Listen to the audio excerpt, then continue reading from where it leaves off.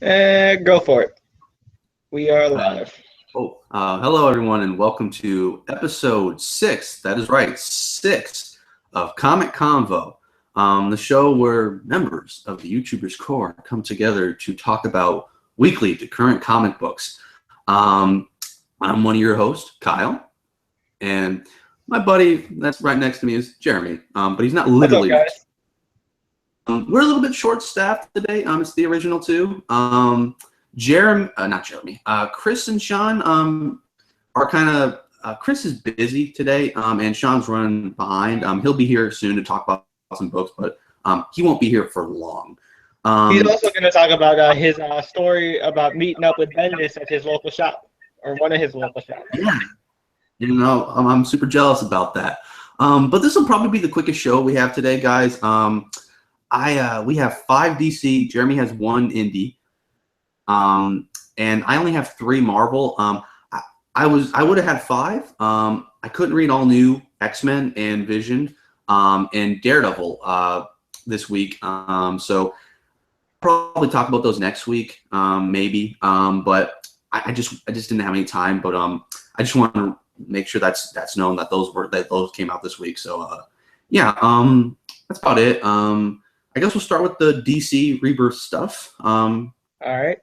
It off with whatever was your favorite or what you want to talk about most first. Okay, so out of the main Rebirth stuff, we're going to go. I'm going to start off with the Rebirth one that I enjoyed the most, and that is Wonder Woman Rebirth #1. And this is written by Greg Rucka with art by Liam Sharp. And this had some really fantastic artwork. I liked it a lot. Mainly, this focused on the fact that very much like in modern mythology, if you know your things about mythology, there are several different versions of the same story, and the myth always changes from region to region, from person to person, no matter where no matter how many times it's passed, because these things have been around for thousands and thousands of years. And Wonder Woman's myth is changing now, and she doesn't understand why. And the way, and I love how Rucka does this because I was not really a fan of the Azzarello New 52 run because it was basically one massive story arc. And they tried to do something new and different, which I appreciate, but at the same time I didn't appreciate the execution. But and then when the Finches came on, they tried to go back to more of a classic roots with Wonder Woman, and that's when I really started to like it again. But however, these two different story styles kind of created a conflict, and that's where the clash comes in, where she realizes that her myth is changing, and she's trying to figure out the truth.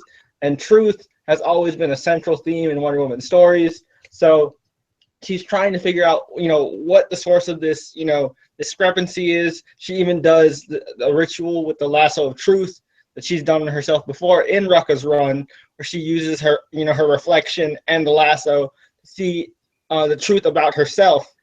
And it's really interesting. I wonder how deep this is going to go.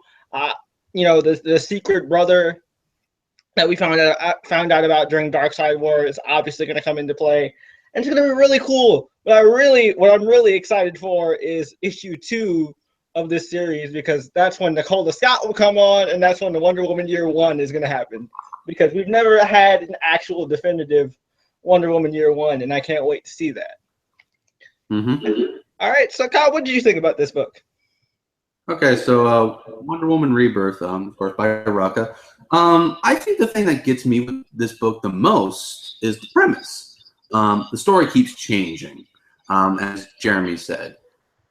Diana it feels like she's being played as a fool. She's kind of lost. It seems like she's being manipulated by some kind of outside force. I definitely agree there. And she's able to. I want to mention this. Break the God of War's helmet, which is supposed to be unbreakable. She just crushes it, and she's like, I wasn't supposed to be able to do that. And she's been deceived. So she puts on like a new, very much like the Batman v Superman war in that movie. Yeah, It seems to me, at least from what I interpret of it, that's like more that's what she has on, like what she had on before is her traditional Wonder Woman outfit, and what she put on there is more of like a ceremonial, like Amazon type Yeah. outfit. hmm I liked it though. It was nice looking. Um, like my biggest pet peeve. I'm sure this will be brilliant moving forward, and I'm sure this was probably Rucka getting back in the saddle was with most of these Rebirth ones, especially the one by Jeff Johns and the Superman one by Peter Tomasi, is just kind of the dialogue feels a little bit flat. Feels like I'm kind of reading like a textbook or a manual. Doesn't feel like a character, but I could, like I told Jeremy, I could twist it to like, if I went, she is lost, she doesn't feel like a person anymore. Someone who's playing her, maybe you could see her as like they see her like as an object or something like that. I don't know what you could say about that, but it's just, I think it might be him. Just this is a really experimental thing that Rucka is doing, and I don't know if I think it's just him getting back in the saddle on Wonder Woman and just kind of what I would imagine someone that didn't like Spider-Man post One More Day would do for like rewriting everything and just kind of making everything right. It would kind of be like a little bit like that, where it would. I quite enjoyed it though. Just that's the minor nitpick. That's no slight against Rucka. I'm looking forward to the book. It's going to be really interesting to see how that reads issue to issue instead of in trade. So yeah, especially because they alternate stories every issue. It's going to be cool to see how he balances that. That's all I got to say about Wonder Woman Rebirth by Rucka. It was pretty good. I enjoyed it. And I like that cover.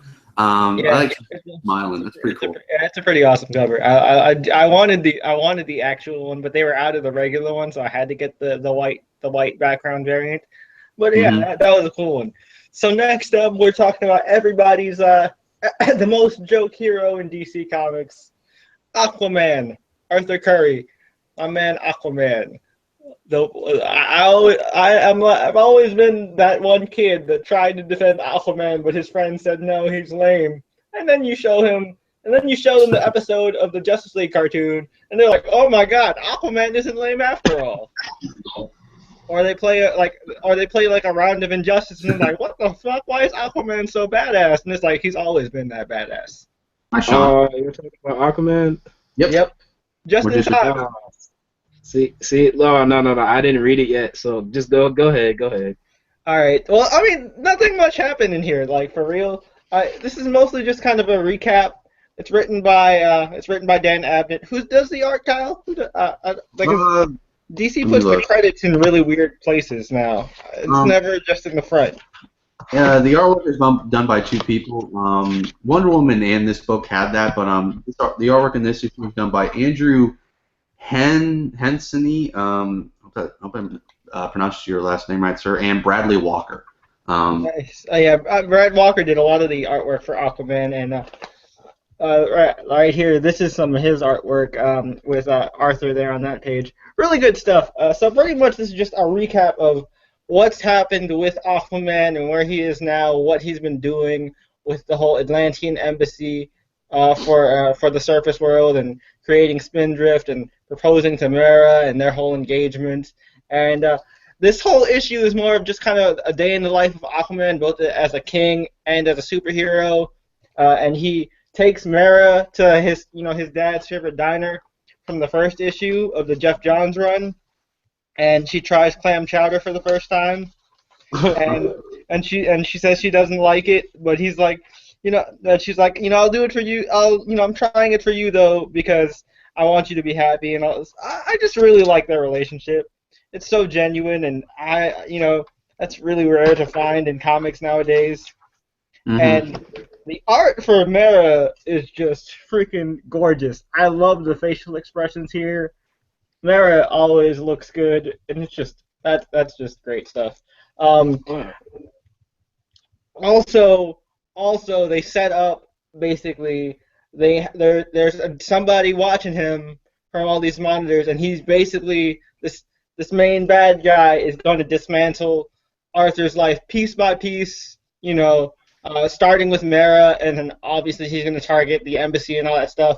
And of course, it's one of Arthur's, biggest villains, although he only has like 3, so it's easy to narrow it down.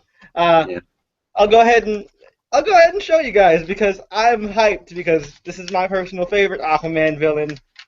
And I know Sean, you'll probably get hyped when I show you the page too. No. I'm No? good. I'm Nah, good. you're good. You're good. All right. Well, then we're not gonna show the page. No, it's But, cool. You can do it. You can do it. I'll just be like, just let me know. all right. I'll show. Then I'll pull it up again. Hold it. Where is it at? Please. Darwin Cook mural. Also, I want to quickly mention that it's really cool that in every DC comic they have like a little mural commemorating Darwin Cook and his passing and all that. Yeah, that was really nice. Where is it? Here we go. So this is the last page. Yep, Black Manta's coming. Straight for Aquaman. That got me hyped. I was like, all right, this is gonna be Aquaman versus Manta. That's how you start it. Mhm. I'm glad it's not Ocean Master because I'm kind of tired of Ocean Master. Yeah. He's like underwater Loki, but not as cool as Loki. Yeah. Ocean Master, like, no, I can even go further with it. Ocean Master is like the Dollar General Loki, in my opinion. So, like, Yeah. I didn't really, no, I don't hate him. It's just like it's not really my thing. So, Yeah, I feel you. So next up, we are going to talk about The Flash. Yep. And this is literally just a recap. Almost Yeah. the first 2/3 is just a straight up recap. Mhm. Like it tells Barry's origin, which is, if you've watched the TV show, you know Barry's origin because that's pretty much what they're going to go with because that's the Flash Rebirth origin that they did. Yep. Not to be confused with this. I'm talking about Flash Rebirth from like 2009 that Jeff Johns did.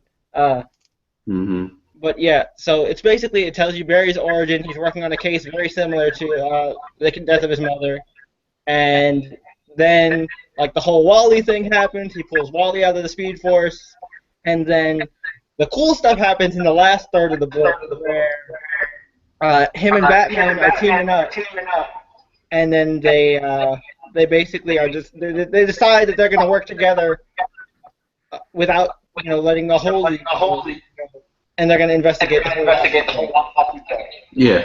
Yeah.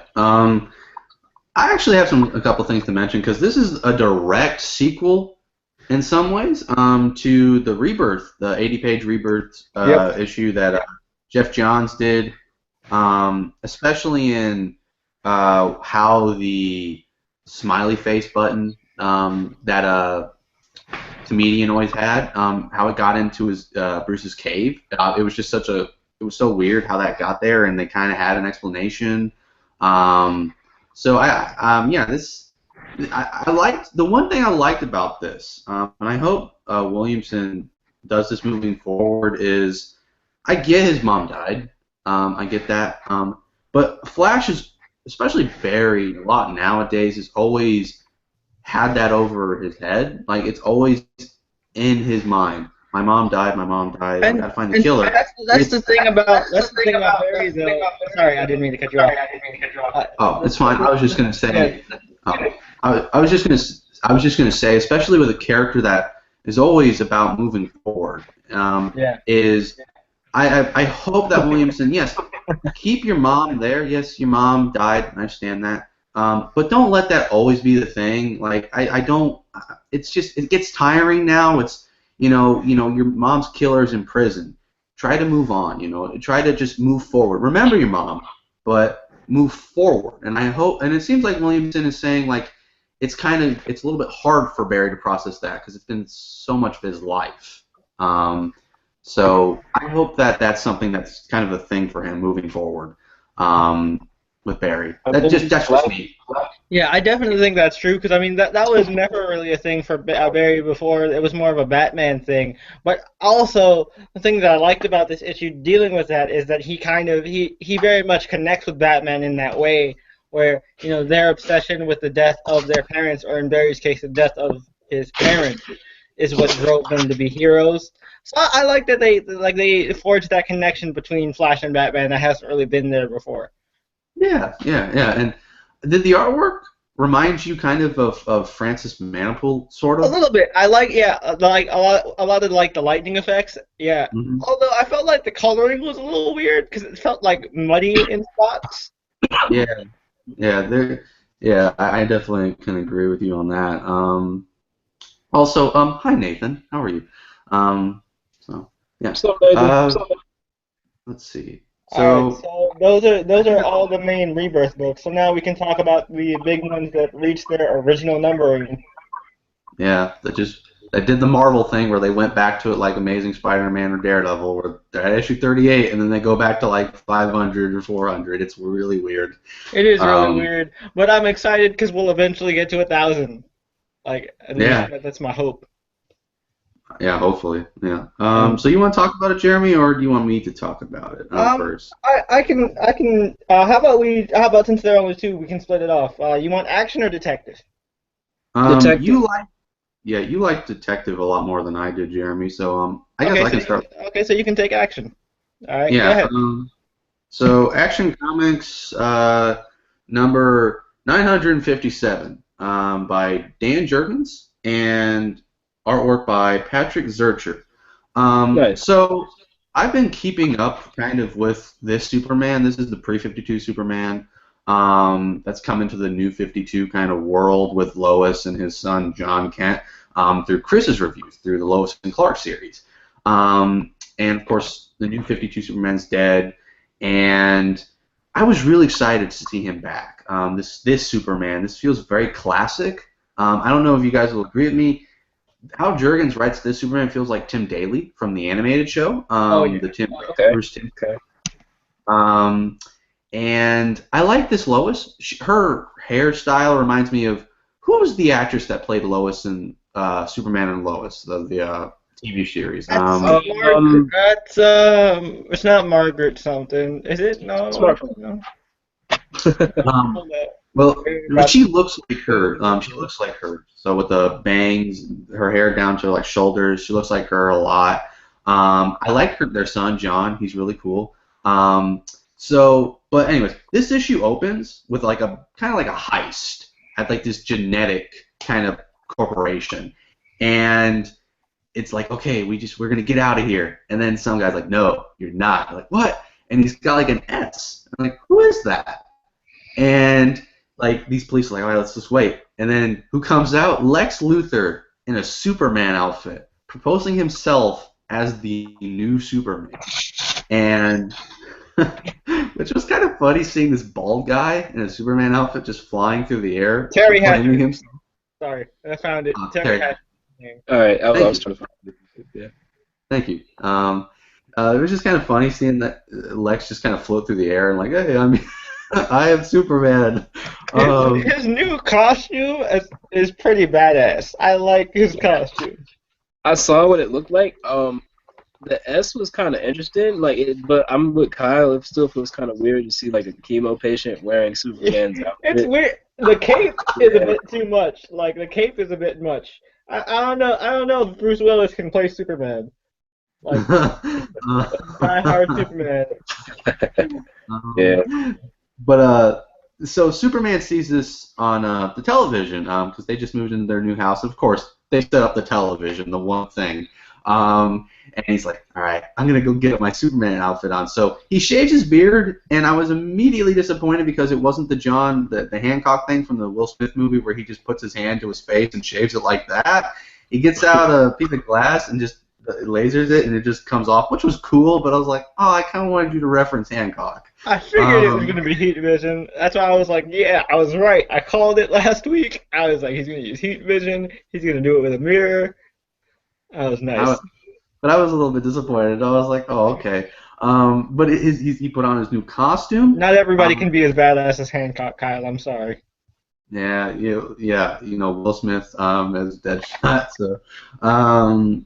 So yeah, he goes to Metropolis, and I loved this issue. This is my favorite out of the DC Comics this week. But when he goes there, there's a huge Jurgens isn't able to make the fight happen like naturally. Like I understand Superman's upset that he's using the Superman symbol and he has these preconceived notions about Lex from the pre-52 universe. I don't know how this Lex is in the new 52 universe, if he's a little shit. I know he's a member of the Justice League. I don't know if he's a cool guy or anything like that. Or Jeff Johns has said he's like a villain, kind of skeeving in the background. He's still a dick. Oh, he's still a dick. He's just a dick who happens to now know Bruce Wayne's secret identity and has access to the Justice League Watchtower. Okay, all right, gotcha. And so Superman's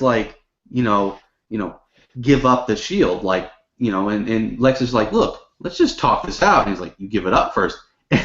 And Lex says the funniest line ever. He goes, never. And Superman's like, all right. And he just grabs him. And it was like, why is Superman really aggressive towards Lex? This Lex hasn't done anything. It felt a little bit Henry Cavill. I was like, yeah, exactly. So he forces that fight, and he touches the symbol and it electrocutes him. And Lex is like, look, he's like, why he touches, he's like, my systems are automated, so no one can touch me. And Superman's like, same old Lex. And I was like, what do you mean? You were about to be aggressive towards him. I would hate to steal a Dr. Pepper from this Superman. He'd be like, give me back my Dr. Pepper. I'm like, no. And he would just throw me through a building. He's like, mine. So besides that, all the other stuff with there's another Clark Kent running around, even though the new 52 version is dead. I'm really curious about that. Yeah, I was wondering about that too. I'm thinking that's either a clone, or that might just be, or new 52 Superman might actually be resurrected, but he's just depowered, or something's going on with that. Also, the one thing I want to interject to kind of connect it to the Rebirth one-shot, this dude that's watching him with all the monitors and stuff, in the Rebirth one-shot, when he confronted Superman from the pre-52 Superman, he was like, this world isn't what you think. And he says, my name is Mr. Oz. And Mr. Oz has been around since the beginning of the New 52 Action Comics. And I started thinking, I was like, wait a minute. That monitor setup, his name is Mr. Oz. That whole reveal at the end, I'm like, that's not Adrian Veidt, is it? That's not Ozymandias. You can't tell me Mr. Oz is Ozymandias. I'm like, no, you're telling me that Superman is going to go up against Ozymandias. That's going to be interesting, if my theory is correct. Yeah, and of course, at the end of the issue, Doomsday, the thing that these guys were getting heisting from this genetics corporation was Doomsday, and I think that's his classic look. He's all in green, and it's really cool seeing him just launch down, and it's like, uh-oh. And it's just it ends off with a bang, Doomsday is back, and in 2 weeks, Annihilation begins. I quite enjoyed it. I quite enjoyed this. This was really good. I haven't read Superman in years. I think the last thing I read from Superman was The Death of Superman in the 90s. So, yeah. So this is kind of a full circle thing, so... in recent years, or just in general? Say what? In recent years, or just in general? That's the last time you read. Yeah, just in general. Oh, really? Literally the last time? It was 10 years ago? That's crazy. But yeah, I quite enjoyed this. Jan Jurgens and Patrick Zurcher did a great job.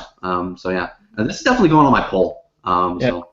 Zurcher has great art. I've always liked Zurcher because I remember the first time I actually saw his art was in a Valiant book, the Shadow Man series, back when it first started, and it was actually pretty good. And then well, that's another story.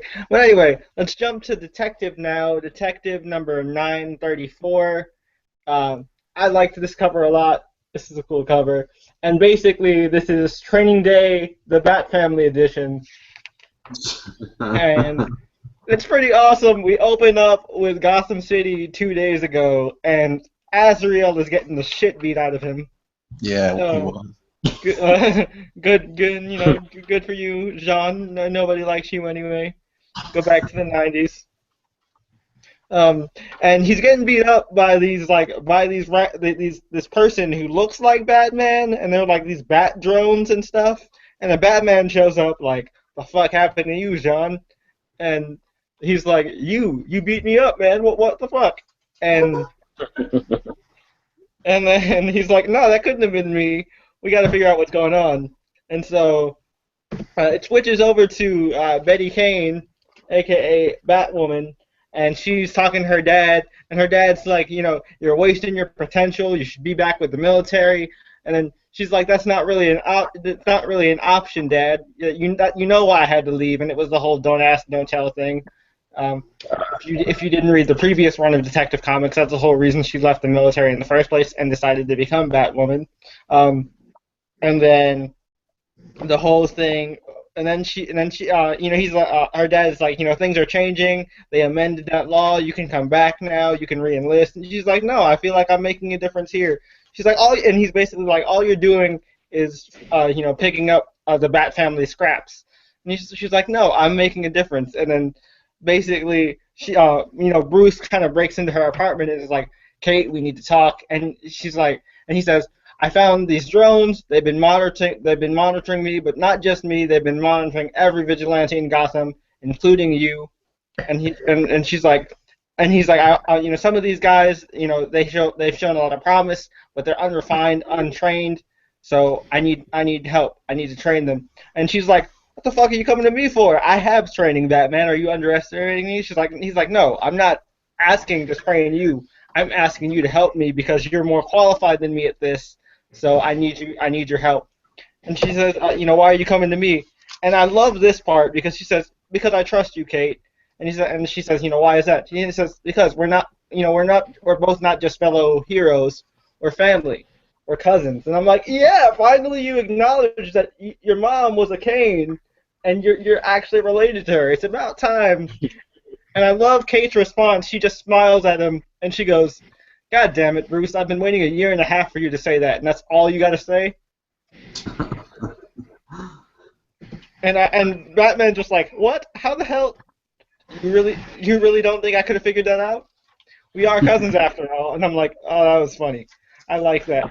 And then basically it's just kind of a recruitment montage of like Tim and Stephanie working together, taking down some of Penguin's thugs. You got, the old school Robin spoiler chemistry. I like his new Red Robin outfit because it reminds me a lot of his Robin costume. And of course, I'm always a big fan of Steph. That was cool.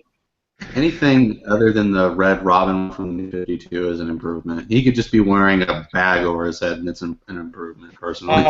But then Spider-Man would sue him for copyright infringement for Fantastic Bagman. You can't take the costumes from Fantastic Bagman. Well, I mean, Marvel won Marvel the word, so they can win the Bagman. DC can have that. So that's true. No. Probably my favorite part of this little recruitment is, of course, Cassandra freaking Cain. Cassandra Cain kicking ass as Orphan. I've always loved Cassandra Cain. Batgirl Silent Night is like one of my favorite Batgirl stories.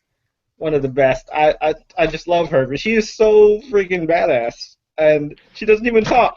Like, you're an interesting character when most of your comics is just body language and inner monologue, and I can actually enjoy, what you're reading. The Clayface stuff is also really fun. I like it. Clayface basically just breaks into a movie theater and is like, I just wanted to watch my movie. I almost won an Oscar for this, man. It was really funny and sad. He's like, I just want to relive these moments. Come on, Batman, just let me watch this. I won't fight. I'll come with you peacefully. It's just 86 minutes long. Come on, man. He's like offering Batman a chair. He's like, pull up a chair, get some popcorn. It's a good movie. I almost won an Oscar. I promise. It's a good performance. Also, Clayface looked fucking pretty as fuck on that movie screen. I was like, damn, he's so pretty. It's like. He said, damn, he's so pretty. I was like, oh, jealous. He does kind of have he has a little bit of a young Leo look to him. He looks a little bit like a young Leonardo DiCaprio. Like post-Titanic, but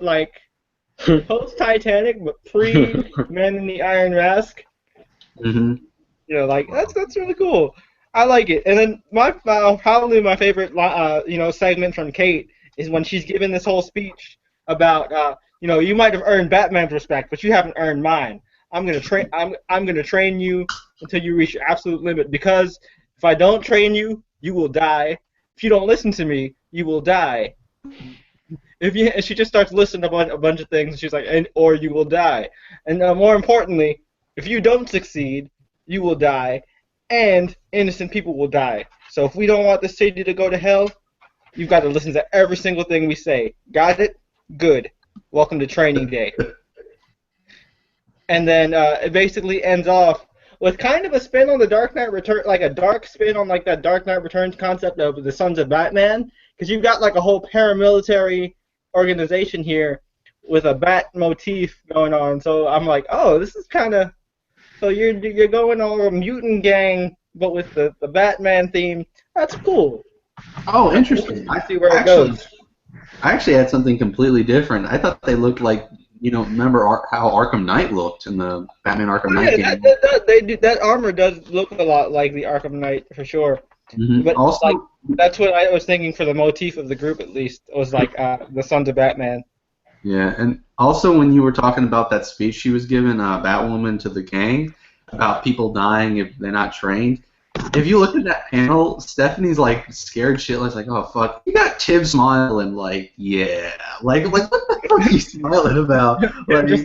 Tim just like, I can finally become a legit Robin. Everybody was saying, oh, I wasn't a Robin before. Well, guess what, bitches? I'm a fucking Robin now. Mm-hmm.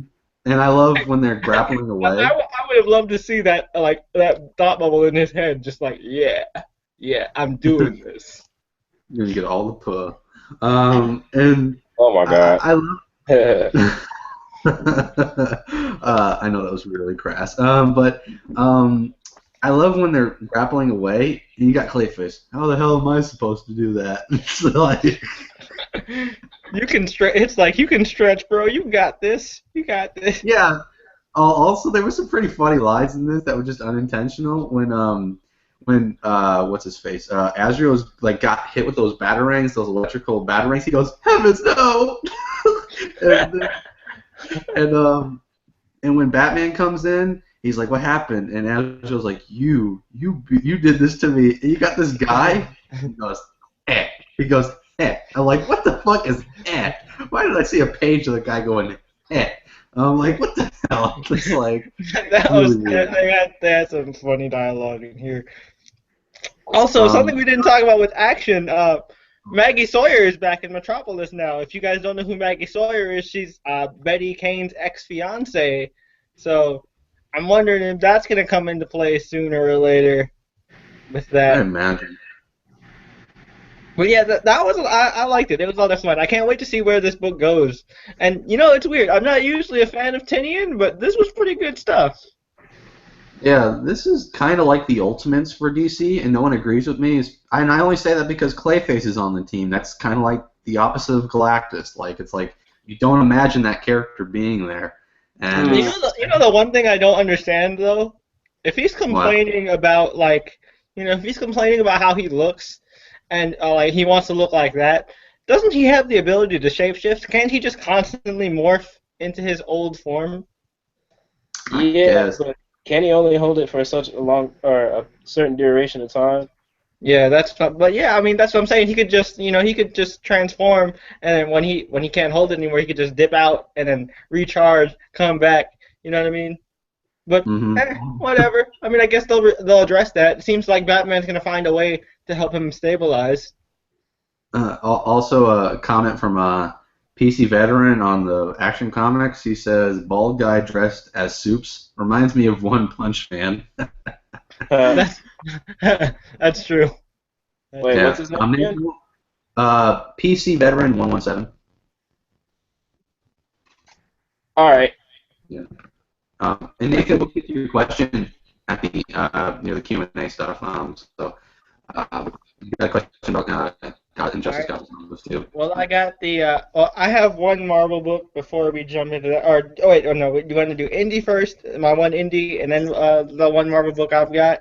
Let's do it because I know you said Sean, is it true that you can only stay for a little bit and talk about some books and right? Because I know you All picked right. up one indie, so I guess that could be where Sean can talk about a lot of books that he's picked up and you as well. And we'll get to Marvel last because I want Sean to be able to talk about some of the books as well because I think Sean, you won't be able to stay as long, right? I think you told Jeremy. Nah, 'cause I'm gonna go spend some time. Believe. With All right. uh, So yeah, you guys go ahead. All right, cool. So, what indie stuff do you want to recommend this week, Sean? Oh, by the way, you gotta also tell us your whole Bendis story. I was gonna say Yeah.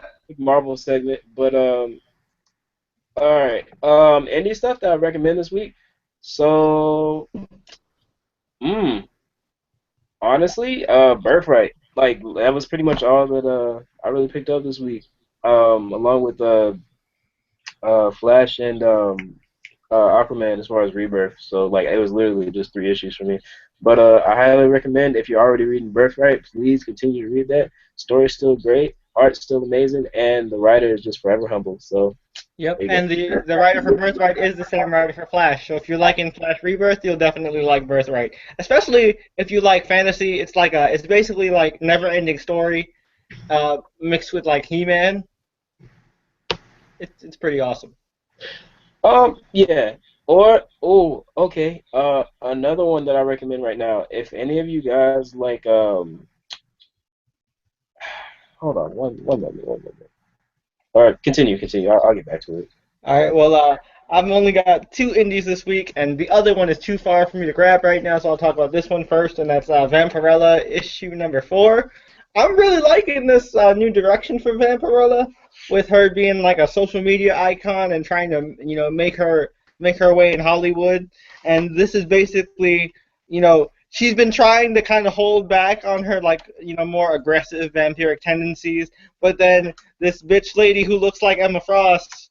Like, tell me that doesn't look like Emma Frost. Look at that. Doesn't that bitch look like Emma Frost? Yeah, right? Yeah. Who's on? So, the art is done by Erica Schultz. No, that's letters. My bad. The art is Emin Castillos, I think is how you pronounce it. Yeah, Yes. yeah, good artwork. But yeah, pretty much this is like Vampirella gets pushed to the point. Well, every one of her crew gets pushed to the point where it's like, nah, fuck this shit, and they end up going full on monster. Like, there's a panel where she like straight up bites the chick that's dressed in white, and it's pretty cool. And then All right. and her boyfriend goes all like full on werewolf to fight this other werewolf that that the lady sicks on them. Here's the panel. It's really good stuff. The close up work is really nice. Oh wow. Oh nice. Yeah. All right. Yeah, I dig it a lot. I've been really liking the revamp of the entire Women of Dynamite line with like Deja Thoris and everybody else. Red Sonja is probably my favorite still, just because I'm always gonna be a more lean more towards the Conan stuff, even though I haven't actually picked up a real Conan book in a while. Speaking of that, honestly, like, because I'm always down for a Conan read, I don't know any Conan books right now that I'm willing to read. And I actually forgot the current one. So like, shoot, like, and I love Conan books too, so I'm Yeah. right there. And so the other indie book I've got is I'm not gonna go over and grab it, but I borrowed it from a friend. It came out last week, but I managed to read it, and it's Paper Girls issue number 6. The book is finally back from the trade break, and it's the same intense time travel shenanigans that's been going on, and oh my gosh, like there's like basically one of the girls is talking to her future self because the story is set in 1986 or 1983, and they end up traveling to 2016, and one of the girls ends up talking to her future self, and then it's really interesting to see how they react to each other, and like the little girl, the main character, she's kind of the nice one of the group, and she never curses or anything like that. When she meets her future self is like, fuck this, fuck that shit, damn. Like basically like how either any of us talk normally. and and then the little girl's like, can you not swear so much? It just seems like you're trying too hard to be cool. And it's like, and she literally says to herself, fuck you, I mean me, whatever.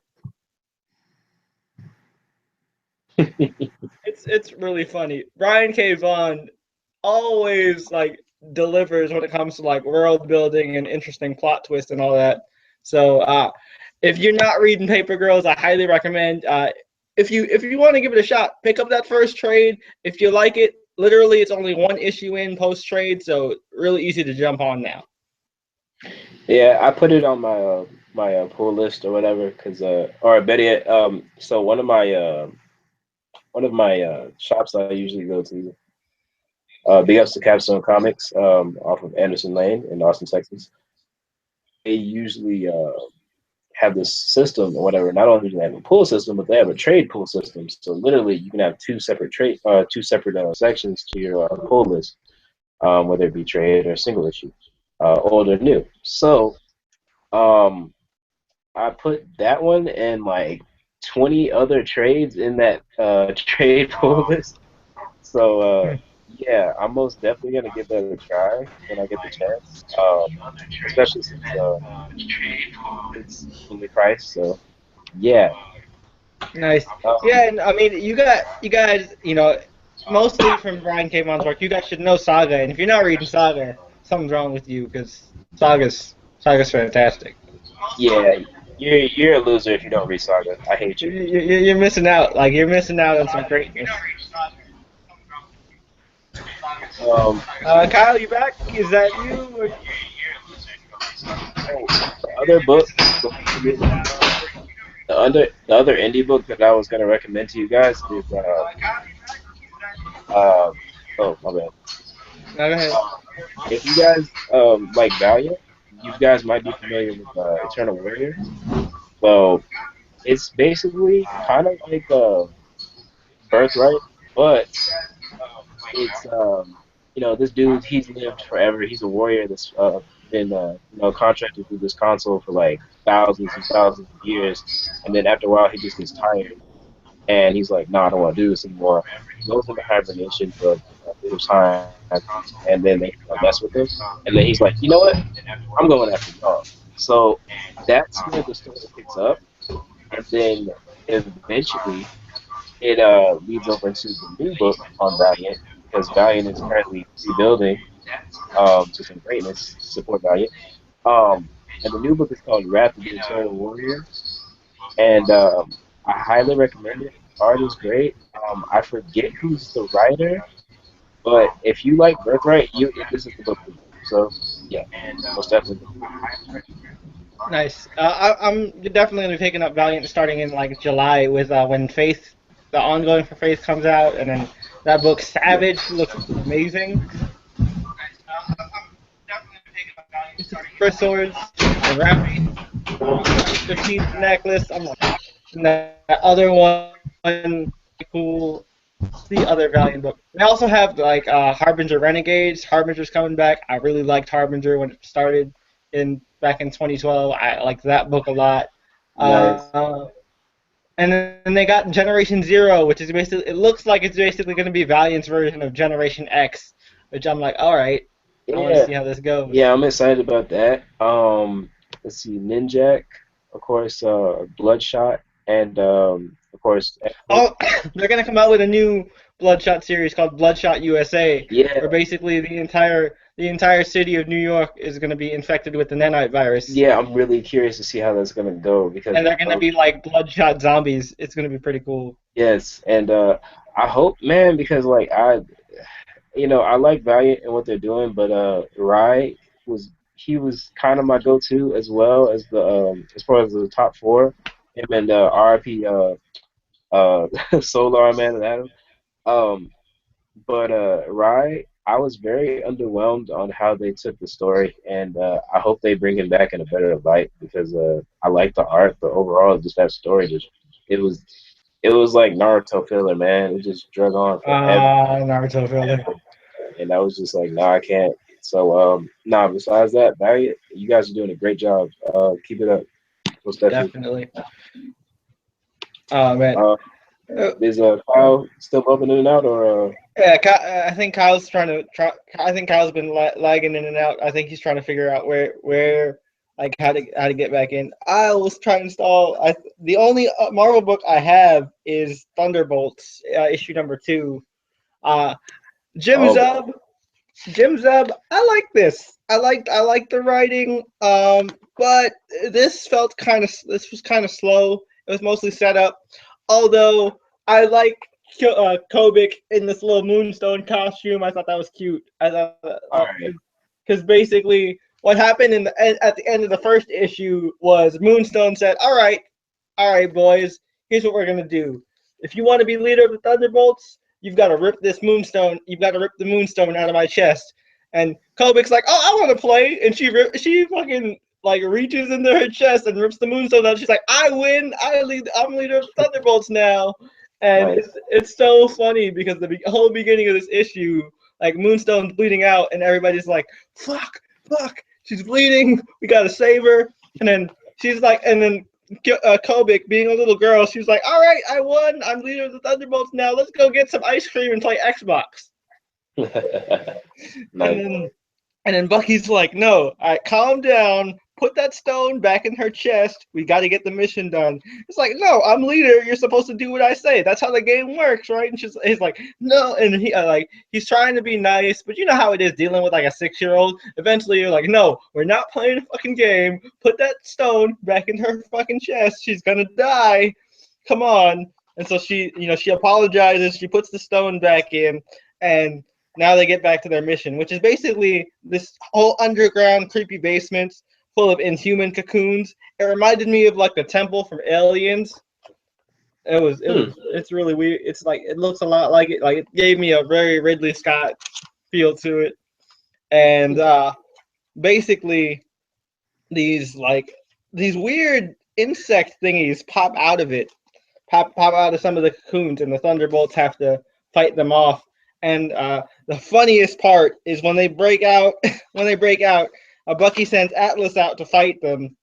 I really like this little splash page here. This is really cool. But All Bucky sends Atlas out to fight this little insect horde, and they end up in like suburbia, and like Atlas crushes one of the bugs with his like bare hands and shit, and he end up scarring. These two kids are just riding on their bikes, and they see this happen right in front of them, and they're kind of scarred for life. And he's like, "Go inside and do your homework, kids." And right. it's just really funny. I like where this is going. Beetle, or I guess he goes by Mach X now. Beetle's putting in some work. Um, the Fixer is actually like trying to figure out the files for everything, and the running joke is like the entire team is like, "I'm telling you, we should burn this place. We should burn it down. We should burn it down." It's like, I've seen enough of these movies to know we should just burn it down and blow it up. And then Bucky's like, "Blowing shit up should not be our only solution, guys." And then like by the end of it, when all these aliens are popping out of the cocoons, Bucky's like, "Fuck it, blow it up." and and I love Moonstone. She says, we should have brought marshmallows," and he's just like, "Shut the fuck up, shut the fuck up, Kayla." Man. Oh, It's so funny. It's like I'm liking it. Zub is bringing his A game with this, and the art is very evocative of original Thunderbolts. see, look, I was about to say that because I'm glad to hear like somebody's actually saying something positive about it, because like I really did want to give that a try because I like the Thunderbolt, and just the words Thunderbolt Mountain, just like, or Thunderbolts Mountain, just gives me like just that sense of like joy, because I enjoyed like the first 2 runs, and even I enjoyed the last run too, Red Hulk and Ghost Rider and Electro. I really like the Luke Cage. I like the Luke Cage Thunderbolts and the Hawkeye Thunderbolts also. Those are really good. Those are pretty good too. The only thing But I wasn't satisfied with is the end here, because we're dealing with the Inhumans, and I'm kind of sick and tired of the Inhumans. oh, really? Oh Yeah. man. So yeah. I'm glad you're saying something positive about it because I haven't heard a single positive thing at all about that book, man. Yeah, like So it's something that like it's something you got to adjust to. If you didn't read the Pleasant Hill stuff, you won't get a lot of the connective tissue. Because to me, like Pleasant Hill was the last Marvel event I wanted to try, and if it was good, I would continue with Marvel events.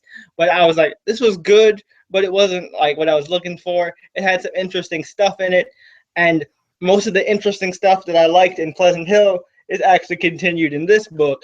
So that's why I was like, oh, okay, I'm liking this. Because Bucky's doing his thing in the shadows, being basically, secret agent man, being a ghost, and leading this team of Thunderbolts without Steve knowing, without the Avengers knowing, because they're basically doing what X-Force did for the X-Men. They're the team they're basically an unsanctioned Avengers team that aren't afraid to get their hands dirty. okay, all right. So basically, like Bucky is literally like the more well. Of course, we've always known Bucky is like basically like not necessarily like the opposite version of Cap, but more so just like the more Yeah, ruthless. yeah, more Yeah, ruthless, morally ambiguous Cap. Yeah, pretty much. right. And he's All still got that whole leadership. He's still got like the great leadership that Cap has, but he there's a lot more cursing involved with Bucky. right. Nice. Um, Uh, but yeah, I don't know what happened. Let me check on what happened to Kyle, and then we'll yeah, see. because I was getting ready to bring up a few other things or whatever, including Bendis before I get up out of here. I know he'll probably want to hear about Bendis. So yeah, Kyle, you good Yeah, now? so let's check. Let me message Kyle and see where Kyle is doing. Oh, and public service announcement. Yeah, if you have not watched Voltron yet on Netflix, please stop being a loser and get up and watch that, man. Literally, like it's great. It's one of the best reboots I've seen in years for almost any Yep, I 90s I cartoon. I can agree with that. The last Yes, the last 80s cartoon reboot that I enjoyed this much was the Thundercats reboot of 2011, absolutely. and man, like it's beautiful, great voice cast, great animation. Like they even made some of the less intimidating Voltron villains more intimidating with the new voice cast. Like Cree Summers, she just knocks it Cree, out the park. yes. Cree Summer sounds really sinister. Oh my god, like I really like her voice already, but like just like she kills that character. Also, um, the like Josh Keaton is Shiro. Like that's all you need, like right there. Yeah, right. Yeah, Josh Keaton, Shiro. You got Glenn as my boy Keith. Man, that was yeah. badass. You got Finn the Human as Lance, who's always thinking with his dick instead of his head. Like he's And he's trying to pull a Captain Kirk and bone alien chicks. who is the voice for Pidge? Oh, that's Brex Taylor Klaus, who played Sin on Arrow, Black Okay, Canary's little sidekick. all right, okay, good. Because I really like Pidge. Pidge and Shiro are my favorite characters so far. I Nice. like Yeah. they have in the show. So Can you guys hear me at all? Yeah, you're good, Kyle. You're good. you good out there in Indiana, fam? Oh, Uh, No, no, wait. Hey, I can hear you guys. Can you hear me? Yeah, you yeah, just froze. Your picture just froze. yeah. Oh, okay. All right. I don't know what's going on the internet. That's weird tonight. It's cool. We were just talking about Voltron stalling until you came back. Okay. Sorry, guys. All Internet. right. So yeah, so John, you want to tell us your whole experience with Bendis? Kyle's like comic book hero, like Yeah. real life comic hero. Dude, okay, so like as a kid, I love Daredevil, but I slept on Bendis's run of Daredevil for 2 years from the start. And then I finally sat down and read it at the library after school, and I was just like, "This is amazing." So that's where I found my love for Bendis first before Spider-Man, and then like of course Guardians of the Galaxy because I love the Cosmic Arc, aka the shirt that I'm wearing right now. Um, but yeah, like literally one of the most humble like people I've met, especially not. Texas has a weird vibe to it. already. So like just for me at least, so like it just felt good, you know, being around somebody that was just like really embracing, along with just he really takes the time out to like really get to know his fans and just like people in general. So I can tell that's where he gets a lot of his ideas from, and he just all in all just really really nice, courteous guy. And 'cause I met a lot, well not a lot, but a decent amount of writers and artists that work on all the books that we've you know grown up with, and some of them aren't as appealing as you would hope them to be. And Bendis was completely the opposite of that. Like literally, it was amazing. I got to rub the top of his head. I asked him. I was like, hey, can I rub the top of your head? He's like, yeah, sure, go ahead. And I was like, yes. And like, I was like, all right, I am now blessed by the comic book Buddha. So yeah. I've always That's, wanted to that's do that. awesome. I've That's always Yeah. wanted to do So that. yeah, and he willingly, like, he literally hopped out of a cab and just said, "All right, hey everybody, I'm signing everything you had." And like everybody had like bundles and bundles of stuff, and I didn't feel like going through my closet, you know, digging up some of my old, or not really old, but like the past issues of all new X-Men and stuff like that. hmm So I was just like, all right, I'm just gonna take my current issues of Spider-Man, and I took the first two issues, and he was like, oh my God, I'm so glad you brought these because I haven't seen these yet. And he was like, just jotted it, and I was gonna get it CGC'd, but nah.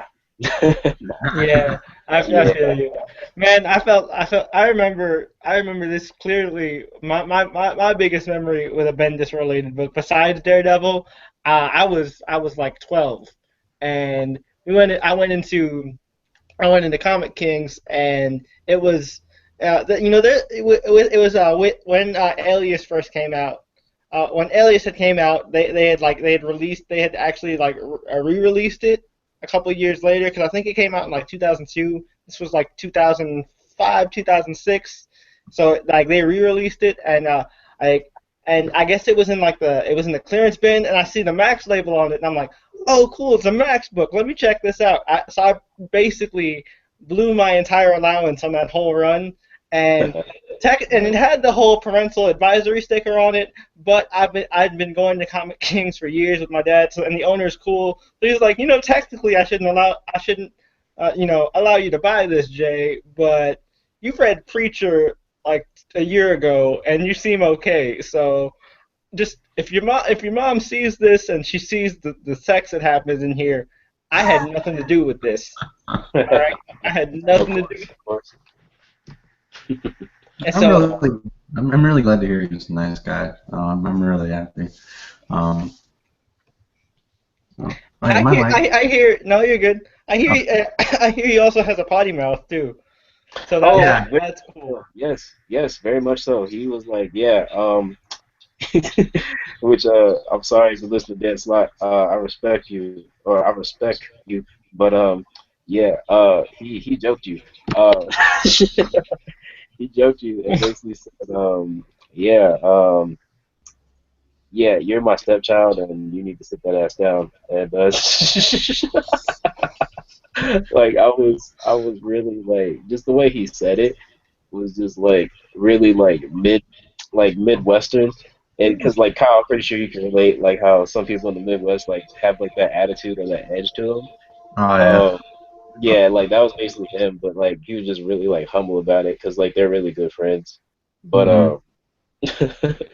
I don't know, like he was just really like all around just like a really cool guy. Yeah. Um, That's didn't awesome. care, like You would. literally just like man, like it wasn't even the alias stuff that like really caught me. Like he was just like I wanted to ask him about like why he decided to do Guardians of the Galaxy like when he first did it. Um, because for me like I of course I like the Cosmic Arc or whatever. So like you know I was just like anybody can write this. And then when he hopped on it, I felt like okay, so I like Daredevil, I like Alias, and you know a few other things that he was doing. So let's see how this goes out. So yeah, Um, I have no biggest idea who the fuck's car was that, but there was like a loud ass car alarm going on outside my window, so I had to mute my mic for a bit. I was like, there was a lot. Somebody's car, I think, was getting broken into or something. Oh man, that sucks. Daredevil um, will beat say him. what? I was about to say, I almost said Daredevil would save him. I don't know why Daredevil would save someone robbing trying to hijack a car, but he would beat their ass. I mean, it's probably oh god, probably Dirk, because remember it's Dirk. It's probably Dirk. Fucking Turk. Fuck that guy. Oh, also, well, actually, no, I didn't even ask him. He just said it right off the bat. Once I got up there, like how he, of course, as if you know Bendis, like he tries to stay like really in tune with like a lot of people through like blogs or Instagram or Twitter and stuff like that. And he was basically saying, yeah, I like all the ridicule. Like I like how I've like really stirred the pot of like the freaking racist nerds that hate my one character that's like changing the game. I was like, oh man, that's really cool. Hmm. That Also was really cool. I love how he always takes that. Yeah. the extra step, but I no, would. Sorry. he also said that he's gonna be introducing some new characters to the Marvel universe, Awesome. along with trying to incorporate some new events that are probably gonna I don't know like Bendis. I consider him like Marvel's Jeff Johns. Like he literally Oh like yeah. Oh yeah, he pretty could. much. So yeah, big ups to you, Bendis. You're awesome. Hmm. And I'm looking forward to Scarlet most definitely. Yeah. Oh Yeah. yeah, I gotta pick that up one of these days because I've heard nothing but good things about Scarlet. It's Alex. I It's never got through it. I never got through it, unfortunately. So I'm gonna have to go back and read that. Mm-hmm. That's really good. I'm glad to hear Bendis was a really nice guy. You would think those big hotshot writers would be like it's the stereotype. Oh, they're kind of dicks, But it's nice that he's this big shot, and he's really nice. He's really humble. You Oh like yeah, that in writing. same can be said about Jeff Johns. Like one of my friends told me that like he went up to he met him at San Diego Comic Con and he was in his like full on Kyle Rayner cosplay and he had like the power battery and everything Mm-hmm. and he went up to Jeff Johns and like he put the battery on the table and Jeff Johns was like, hold up a second, I need to charge this. You mind if I borrow? He's like, I need to charge this. He reaches into his pocket, pulls out a Green Lantern ring, and he says the oath to my friend's power battery. Nice. And I was I'm like, oh my god, that's commitment. I'm like, that's awesome. And he even said, he's like, dude, you even got the mask right. He's like, I'm surprised somebody has enough confidence in themselves to actually wear that mask because ever since the 90s, everybody's ridiculed Kyle Rayner over his stupid mask design. I don't mind it, but I could see him better without it. So yeah, I don't hate it. Yeah. Yeah, so so yeah, I always thought that was cool, and he actually signed the power battery and everything. It was awesome. That's really neat. Nice. Speaking of Johns, I would like to like if I ever get the chance to meet him before he actually does this, because I know he'll eventually do it. Yeah, please bring Larfleeze back, but don't make him a Deadpool. Please do not make him a parody. Just straight up make him the Larfleeze that we got introduced to. If not more so, just more of that. Yeah, that would be really good. Besides Yeah, that, that Larfree series that Giffen and DeMatteis tried to do. Yeah, no, that I was agree. cancer. That was cancer. 12 issues of cancer, man. Never again. In Kyle's words, it was a failure. Oh yeah, it was a failure. Oh man. But as far as books that I picked up from Marvel, nothing this week, but I can kind of delve a little bit into what I got into last week, or what I got to read this week from last week. Punisher #2. Right? Cloonan is killing it. That little girl in the bomb vest. I was like, yo, I didn't You ready expect to her to make go body there. prep? You ready to make Daddy proud? I was like, what is this? What is this? Is it literally reminded me. when he was like, come out here, sweetie, you look great. I'm like, she's not gonna do it. She's not gonna go there. And she Oh stepped into the man, shadows, and I was like, she fucking went there. All that's right. I like that, and it reminded me of every aspect of Punisher Max, which oh man, like for future references, guys. Yes, I love Punisher Max. Like I love War Journal and I love Warzone, but honestly, Max was my go-to up until like the last few issues. Besides that, yeah, it was really good. I like the Frank Castle's new look is kind of it's interesting to me because I'm so used to seeing him matured. But most definitely, I like it now. It took me a sec, but I like it now. It was like that one little hiccup that you just had to get over. But for the most part, it was really good to see. Yeah, it really Um, surprised me that he was killing cops. That surprised me a lot because I know that his whole rule is against killing cops, even if they are dirty. yeah, so it was most definitely a great issue. I highly recommend that you guys pick up the first two issues. And yeah, it's Punisher, so why not? Oh, and it's most definitely not for little kids. No, most definitely not for little kids. Oh It's yeah. raw. So um, and what else? Oh, Moon Knight #3. Okay, so once again, it's a mind fuck. Like, Yeah, definitely. yeah, you don't know what's real and what's fake, and like one minute I'll just be like, okay, this is all an illusion. Then the next minute they'll peer and is like, okay, all right, we gotta get transported through this magic carpet. I'm like, what is this? Like, so most definitely liking the direction of the book. I just hope that that doesn't drag on throughout like 10 issues in. And I'm just like, no. So great direction how it's going so far. I most definitely love the whole aspect of he's in an insane asylum. Like he's in an insane asylum, man. Like this dude is just like it reminds me of a superhero version of the second season of American Horror Story in a sense. Yeah, But, that's exactly what I was thinking. yeah, most definitely a good book so far. But and let's see. I think that's all I really read from Marvel as far as the past. Oh no! I finally got to sit down and read the last issue of Ultimates, and once again, this guy, you see this guy, that guy right there, that guy right there, yeah, he's amazing. He's amazing. Like it was kind of like a filler issue, but at the end, it was worth it. So he yeah, go Thanos. Give me Um, you. Oh no, man. most definitely a book that I feel like everybody should be reading, especially if they've never read anything dealing with just like the cosmic universe of And Marvel or the I'm pretty sure everybody on this panel is reading Ultimates. I know Chris is. I know. Yeah. I know. Mhm. And I know I am. Kyle, you're reading it, right? It's Up. Oh, yeah. essential for all Civil War too.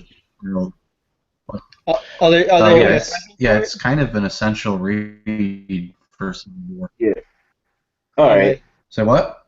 No, no, no. I was also gonna say I Where? might keyword I might give that Spider-Man Civil War. I'm just keyword because I'm not trying to be part of the full Civil War arc. Like the first part, I'm not. I'm gonna come clean. I'm not a huge fan of the first Civil War. I didn't hate it at all. I thought it was a pretty cool concept. But I only like so much of the story that came out of it. As far as like I like Captain America. I like Spider-Man. I like Punisher. As far as like that goes, with a few others, but and of course the main arc. But I wasn't really too much of a fan of anything else outside of that. See, So for me, yeah, the coolest thing to come out of Civil War is the Young Avengers, because yeah, sure. they formed with the team getting separated there. And there you go. I told you, Kyle, I will mention the Young Avengers at least once every show. I've done it Wait, so hold on. far. I I'm gonna thought the keep it Young going. Avengers. I thought the Young Avengers came together after Avengers Disassembled. Well, yeah, but they didn't officially become. They were dubbed the Young Avengers. They came together as a team, but they weren't dubbed the Young Avengers until after Civil War, Yeah. until during Civil War, and they ended up trying to stop that like put out that fire caused by Electro, and then Jessica Jones and I think it was Jessica Jones and Cap. Jessica Jones and Cap were trying to disband the team, and then they ended up crashing the wedding that Katie Bishop was attending, and then Katie and Cassie forced their way onto the team, and then Cap gave them the keys to Avengers Mansion, and it's like, all right, you guys can stay here, and so that's how that happened. Yeah, I was about to say that was more so. Oh man, Kyle. Nah, but I was just gonna say that's more so like post New Avengers or Young Avengers. I'm sorry. And we all know, actually, no, I take that back. There was one more thing that I really, really, extremely loved out of out of the Civil War, the first Civil War. You're laughing, so I feel like I know what you're gonna say. You loved it too, Jeremy. Shut up! If the word Wolverine comes out of your mouth, I'm gonna punch you. I'll find a way to punch you. It's all about that Civil War adamantium, man. It's all about that Civil War adamantium. No, I will find a way to punch you through the internet. I will find a way. Oh man. But no, for the most part, I don't hate Civil War at all. I actually love the concept of it. I thought it was a really good. I thought it was something that the Marvel universe most definitely needed at the time. But now, like, I don't want to see it as a revamp, and I don't want to see it as a cash grab. But like, part of me is like, yeah, I'm kind of good on Marvel's summer events or whatever. Like, I'm good on the original Sins, the Secret Wars, the Accesses. I'm kind of good on that for now. So I'm just kind of I'm kind of ready for something new with Marvel, to be honest with you. Um, but because like everything's gonna tie in, so like eventually I'm gonna have to read it. So I'm not gonna be like a complete bigot to it. Yeah. It's not really as bad as everyone's saying. I think if it wasn't called Civil War 2, I think everyone would be not as hard on it. So I agree with you. I mean, I feel like it could have just been called Marvel Fight for the Future, and it would have been fine. or something like kind of a future, maybe Future's End. I don't know, something something with other than Civil War 2, because it's not really a sequel to Civil War 2. You don't really need to read the first one. It's just heroes fight. That's all it is. That's the only thing that's a sequel to. There's nothing. You don't really read the first one at all. Yeah, and I'm not trying to like, which I really don't like comparing stuff to like their predecessors if they have one. But it's just like what I got. Like, I'm kind of like upset at this point. Like that there's a lot of cash grabs now instead of just actual like full out good stories. Which even if it's a good story, like I still have my skepticism about it. But all in all, I'm probably gonna end up like at least picking up I don't know like one or two things out of the whole entire arc. So I can't knock it completely. So yeah. I mean, this is coming from a guy that says he likes it. I hated Civil War. I hate everything about it. Wow.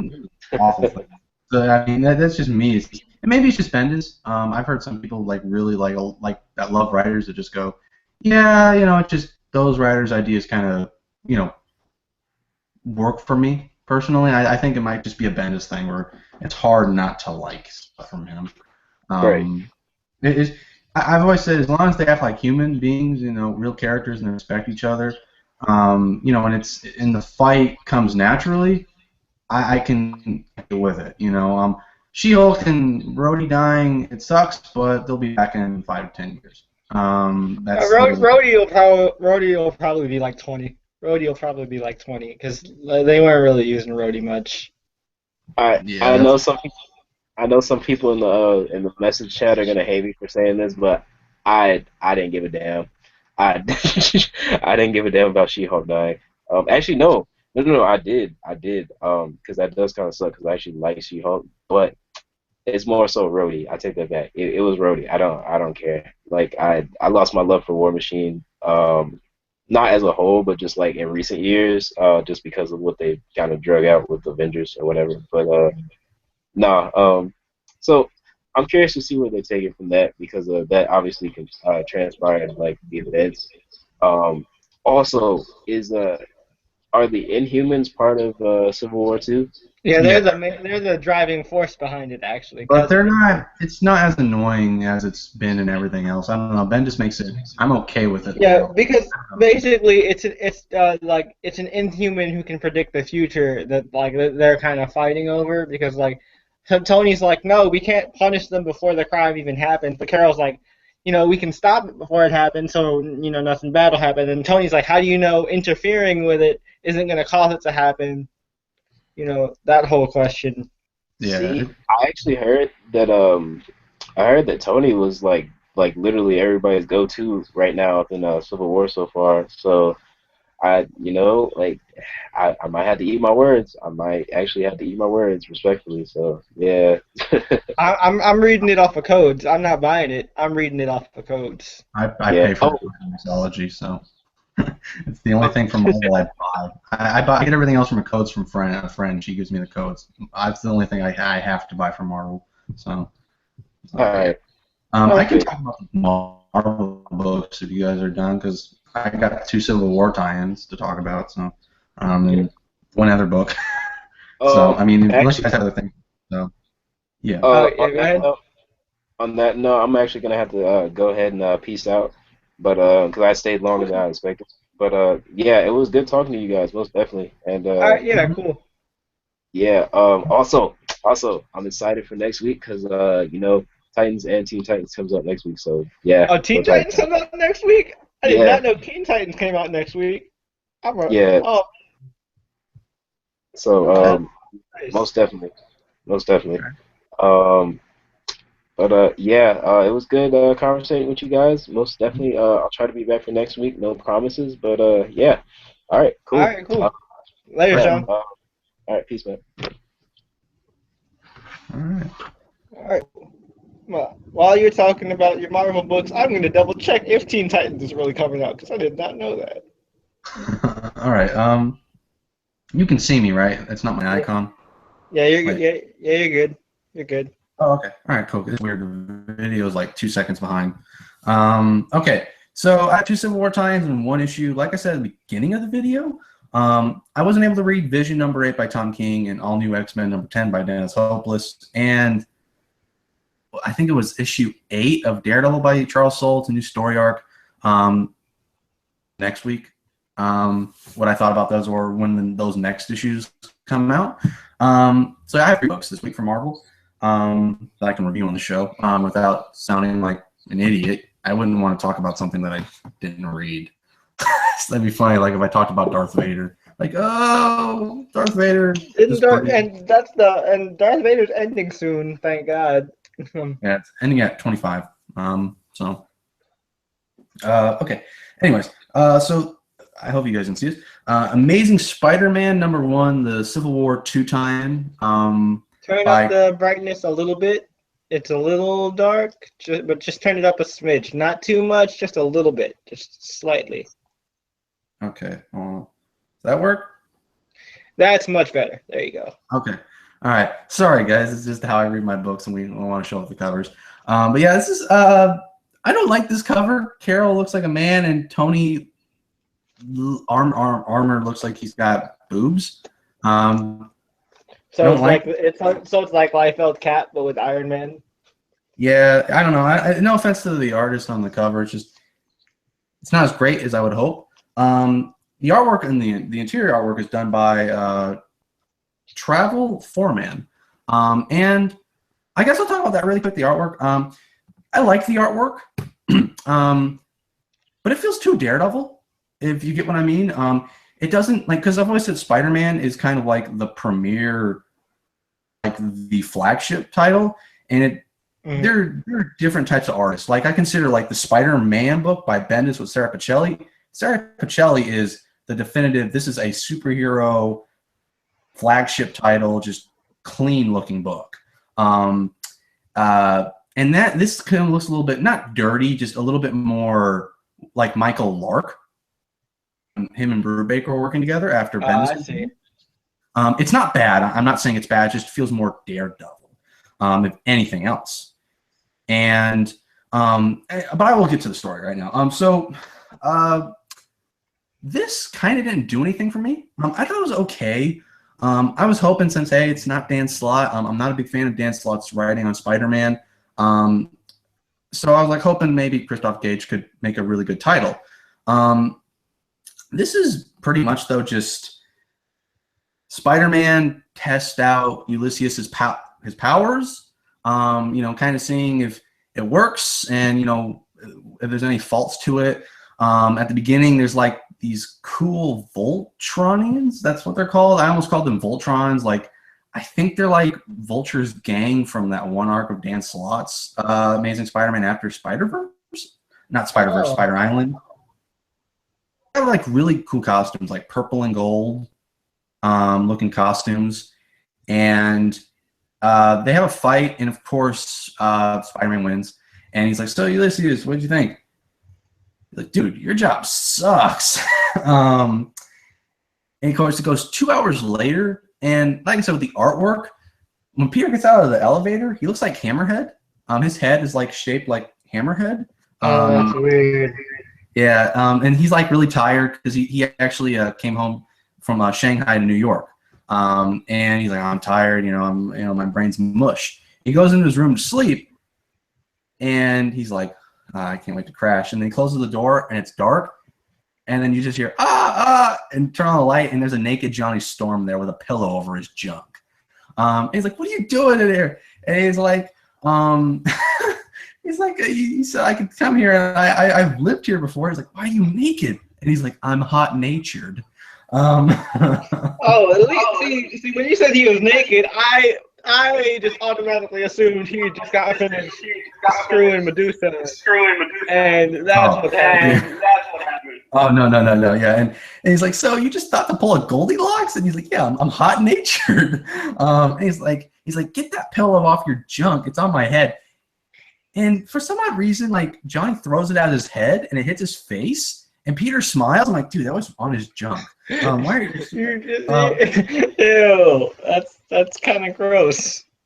Yeah, it was the humor there was like funny / kind of juvenile. A little bit juvenile. I'm not saying it's bad.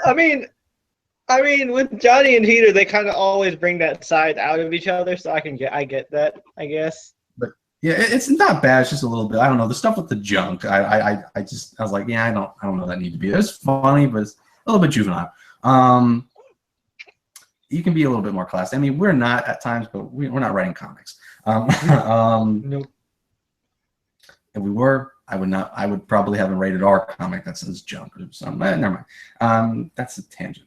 Anyways, so yeah, that was 2 hours ago, and he meets up with Ulysses, and it's just kind of, this whole thing with Ulysses feels like profiling.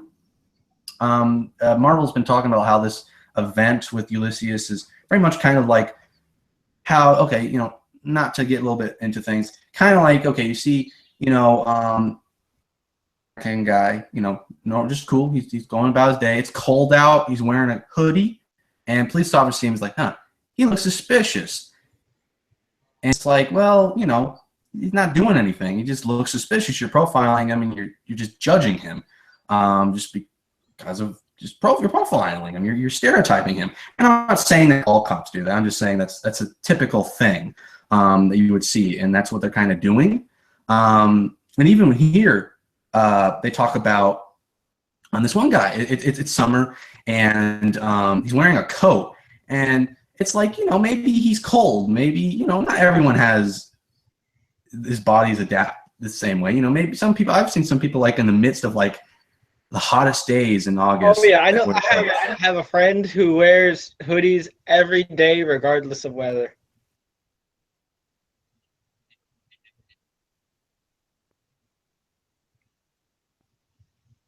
Or you're lagging a little bit, Kyle. You're lagging. What I like about after you, I'm not lagging at all.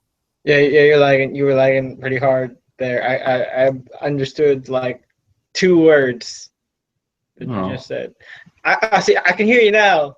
Well, I'm just saying before I couldn't hear what you were saying. I couldn't understand what you were saying. okay. Oh, I'm sorry, guys. But yeah, he uses Ulysses' power, and what I like about Peter is he waits for the crime to happen.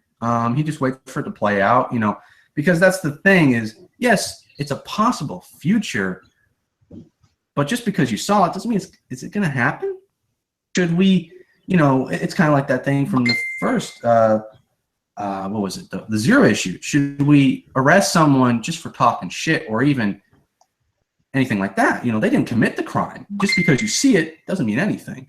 And I like that Peter waits for it to happen because the guy that had the coat on, he was about to kill like his ex and I assume boyfriend, maybe friend or something like that. And she's like, oh my God, if you guys had been here like 2 seconds later, we would have been dead. It's a miracle. Peter's like, yeah. And then he's like, hey, Ulysses, I like you. You got your heart's in the right place, kid. And then he takes him to Parker Industries the next day.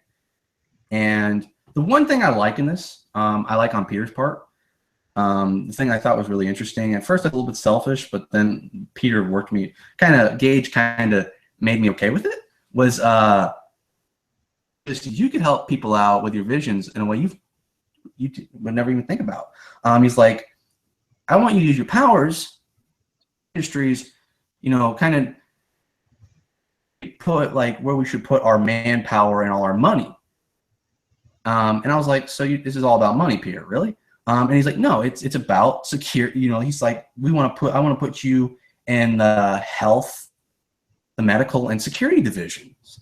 And he's like, and it'll help us not reach dead ends because that's the thing. Like he says, is a success. There's like a dozen others that don't happen, that are just dead ends. And he's like, with that, with security stuff and the medical stuff, that can help save more lives than just predicting a bank robbery and stopping it. And I was like, that's a good point.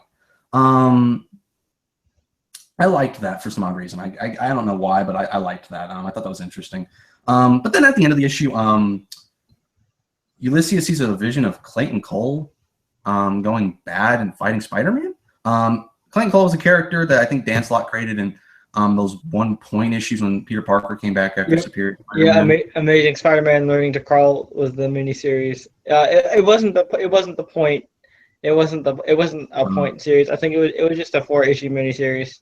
Oh, okay. I thought it was a point one because they looked like they were point ones. I think because Marvel has them on. Okay.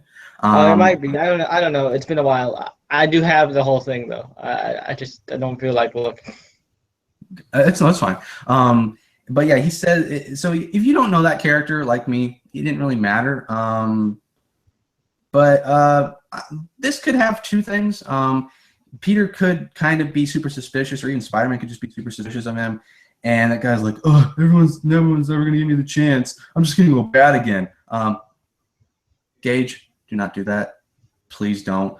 I don't know if this guy had like a family, like a sick sister or a brother or mom or dad. You could say that or something like that, or maybe he's fine, but it is a possible future. So we'll see. This was okay though. This not bad, just didn't do too much for me, personally. So hopefully the next one does. This is gonna be 4 issues. That's about it. All right, cool. What's the next one? All right. Next one is Civil War II: Gods of War, by Dan Abnett. This is the Hercules kind of tie into Civil War II, and the artwork is by Emilio Laszlo. I hope that's how you say your last name, sir. So Hercules, the title by Dan Abnett, like me and Jeremy and Chris, where you were heartbroken by the fact that Dan Abnett's run got canceled. At the part where he just kind of falls off the bandwagon and kind of takes 2 steps back. And this is a direct sequel to that. And I told Jeremy this, and he was really happy. At the end of that issue, you think, oh, he's going to drink. He's going to just fall off the bandwagon. He's going to fall off the wagon. And he says, he's talking with Amadeus. He says, I sometimes come to the bar, I buy a drink, and I stare at it. And I refuse to give in to temptation. It's a test. I never give up. And that's who I am. And it really does show this guy is the first superhero in the Marvel universe. And, all those modern heroes, Iron Man, Spider-Man, Captain America, and that's kind of where they can look up to that. And Hercules just has such good willpower. He refuses to give in to temptation. And I love that Dan Abnett did that. He did not take that character 2 steps back. Because that was a really sad ending. Yeah. That broke my heart. Yeah, we talked about it in one of the earlier episodes. It was either 1 or 2. It was either 1 or 2. I think it was 1 because that was when we were recommending things, and we've never gotten to talk about Hercules like as it was coming out because I think it ended the show. Yeah, that's true. But what else is there? Because I got a couple of notes, guys. I want to make sure. I like the scene with Amadeus and him in the bar. I like when the guy's like, "Hey, kid, get out of here! You're underage," and he just keeps doing it. And then Amadeus just turns into, his Hulk form, and he's like, "Okay." And he's like, Hercules like, "Can you get my friend a root beer?" It's like, "Yeah, get my friend a root beer." I thought that was really cool. And I like that. I like that they were teaming up again because if you guys don't know, when Herc actually took over the Hulk's title during Civil War and post Civil War, it became the Incredible Hercules, and him and Amadeus were a team. So I thought it was cool that when Kyle told me that Amadeus is the one he met up with. Mm-hmm. And that's his little buddy. Yeah, exactly. And I like that. He's like, "Yeah, you're the first superhero, dude. Everyone else is secondary." I love that. He's still very appreciative. He's the Hulk. He's not letting that get to his head. I like that. And I like Amadeus a lot, especially as the Hulk. I know some people are iffy about it, but I'm fine with it. I've always been cool with it. Talk about so that big battle in Civil War II, the #1 issue, where they're all fighting that extraterrestrial being that Ulysses predicted in the 0 issue. Herc, he comes in with Amadeus, She-Hulk, and she's like, "Yeah, we called on all the heroes, the X-Men, the Inhumans, the Ultimates," and then Hercules. It broke my heart. He says, "Everyone except me." Man, and it's not like melodramatic. He is the first superhero, and if you really think about it, Hercules hasn't really been, especially like Avengers. He's been big. It's just he's been the joke. He's been like Marvel's Lindsay Lohan. And he's the one guy that sleeps around with everybody, gets drunk at the party with his pants around his ankles, trying to hump the houseplant. Yeah. I mean, but as big teams, he's not on a lot. He hasn't been on Avengers in 10 since Disassembled forward. I mean, he was on Mighty, but that was way back after Secret Invasion and ended with Siege. So I mean, he hasn't been on unless there's some Avengers title that was during Marvel Now. I don't know. No, he was around during Avengers World a little bit, because you got to see everybody who was an Avenger kind of have a little story there, but he wasn't in anything major. And like he mentioned in the last issue of Abnett's run before this, he hasn't even been with the Champions in a while, and he was one of the founding members. Right. Also, there's a couple of things. And while they're all fighting, they're having that big superhero fight. The Uprising Storm is there, and they made it where only Hercules can see them, and they're fighting. And while they're fighting, She-Hulk and Amadeus see this, and they think he's losing it. Does he try to punch Tyler Oakley in the face? Yeah, he tried. He beats on that one guy that he fought before. Yeah, the one that looks. Is it the War one, or is it the one that looks like Tyler Oakley?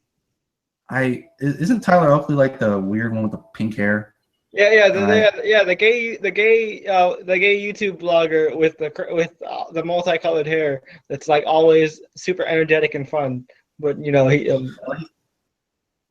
tried to charge at him, but the one guy that wears like the black hood and robe and stuff like that. The war god dude. Okay. Yeah, and then there was who was the female? It's been a while since I've read Admin's. There was a female like a. I don't remember. Her name is Horoscope. Horoscope, yeah.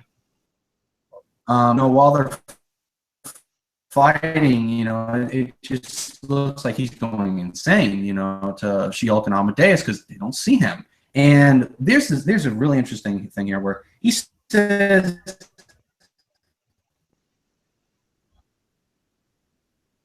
"Fight us, Hercules." Oh, you're like there's a spot on our team. You can be Chaos. You lagged for a second there, Kyle. Am I still lagging? No, you're good. I'm sorry, folks. It's weird internet. As usual with me. But so how much did you guys catch? Yeah. You mentioned that they offered him a spot on their team. Okay. So they offered him a spot on their team and he's like, "I'll never join. You know, I will stop you." He's like, he disappears, and of course, like I said, and he's just like, "All right." And he goes back to his apartment, and who's the lady that looked like a dude? Oh, that's Tiresias. Tiresias. He's actually a hermaphrodite, so he's both. So he reads like the branding on his shoulder, like the handprint that one of the Uprising Storm gave him. It's a curse. It will twist him. And I have it. What did it say? The handprint is a curse. It will twist Hercules until he becomes the god of chaos for them. And it says all his friends and the modern heroes will shun him after him. So Abbott's like pretty much built in like a good reason for them to fight, the heroes to fight each other and kind of come to blows with, Hercules in a pretty natural way. So I won't be against it if like Carol's like, that's enough, or Ulysses sees a vision or something like that. But at the end of the issue, Hercules is like, "Look, we need to stop these guys." And he's like, all these modern heroes, they're busy. They think of me as a joke. And he calls up, and they're going to get the gods of war back together to stop the Uprising Storm, which is all really exciting. So yeah, that's how the issue ends. Nice. Yeah. Ares is dead though. I wonder where this is going to go. Both Ares and his son are dead. So I'm wondering who they're going to call on. I wonder if Thor is going to be a part of this. I doubt it because Thor's been kind of they're kind of trying to keep consistent. Thor hasn't showed up anywhere else, so because he's been wherever. I meant Jane Thor, but okay, gotcha. Sorry. All right. Okay. Yeah. But yeah, this was excellent. I really enjoyed this. Nice. So yeah. Okay. I have one more Marvel book. And you guys can start leaving questions now. Like I know Nathan had one about Injustice 2, but you guys can start leaving them now because this will go by really quick. And of course we got news, but there's very little news. So, all right, Guardians of the Galaxy #9. Like the cover, Gamora and Drax. This is by Bendis, of course, and the artwork. I'm always going to pronounce this writer's last name. Valerio. Oh God, I'm gonna butcher the crap out of this. Shitty? That one? Yeah, I think it's Shitey. There was I felt so bad in one review because I was like I know your name probably isn't shitty, but that's what that's what it's spelled like, so I apologize. Yeah, I'll put them. I'm going to start putting a lot of the issues that we review in the description below. So you can get what his name actually spelled like. So you probably pronounce it. You guys probably pronounce it a lot better, but that's just how I read it. But beginning of this issue, Gamora and Drax just go to town, kicking some Badoon ass, and they're looking for someone. Am I lagging? No, you're good. Okay, because the screen on my phone went like black. But they're looking for someone, and they've been looking for someone. Well, because the plan is save as many prisoners as you can on this Badoon kind of prison, home world planet thing, while fucking up as much shit as you can. But they were looking. Drax is like, "Where is she? Where is she?" And he keeps screaming while beating up all these Badoon.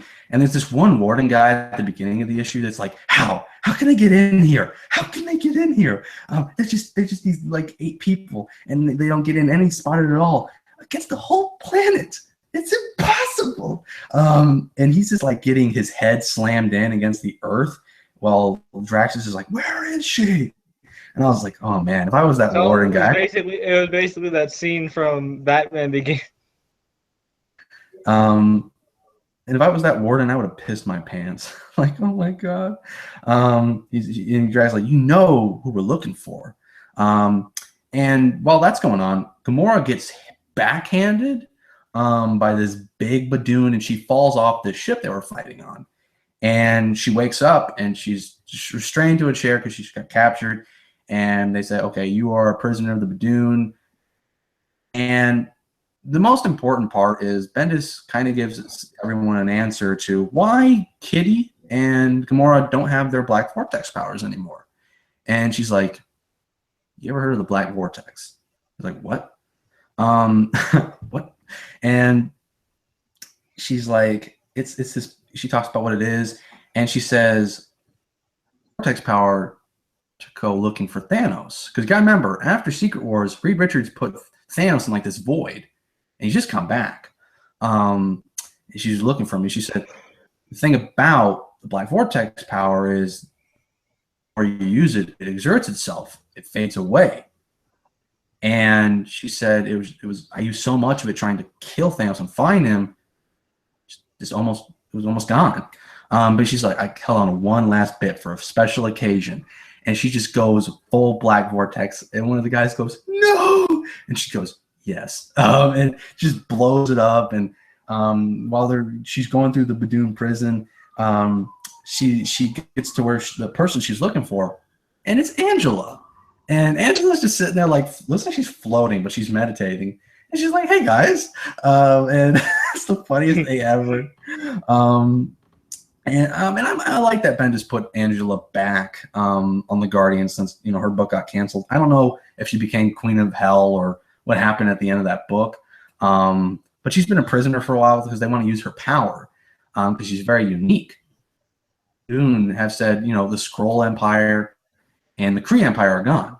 There's a void to fill. And they want to have that, and they want to enslave the Shi'ar and all that, and they want to destroy Earth. But of course that didn't happen. So they're all suiting up, and Drax is like, hey, there you guys are. I got your outfit. And, Angela's suiting up. And Quill got himself into trouble from that first issue for this new arc. So it's all kind of come back together, and the next issue will be the whole team. But I really enjoyed this. Out of all these team up little things that Bendis has been doing for 4 issues, this was kind of my favorite. I wanted a Kitty and Gamora one, to be honest, but I'm cool. Mm-hmm. But this was my favorite out of all of them. I thought we got some answers, and it was just really entertaining. Guardians of the Galaxy #9.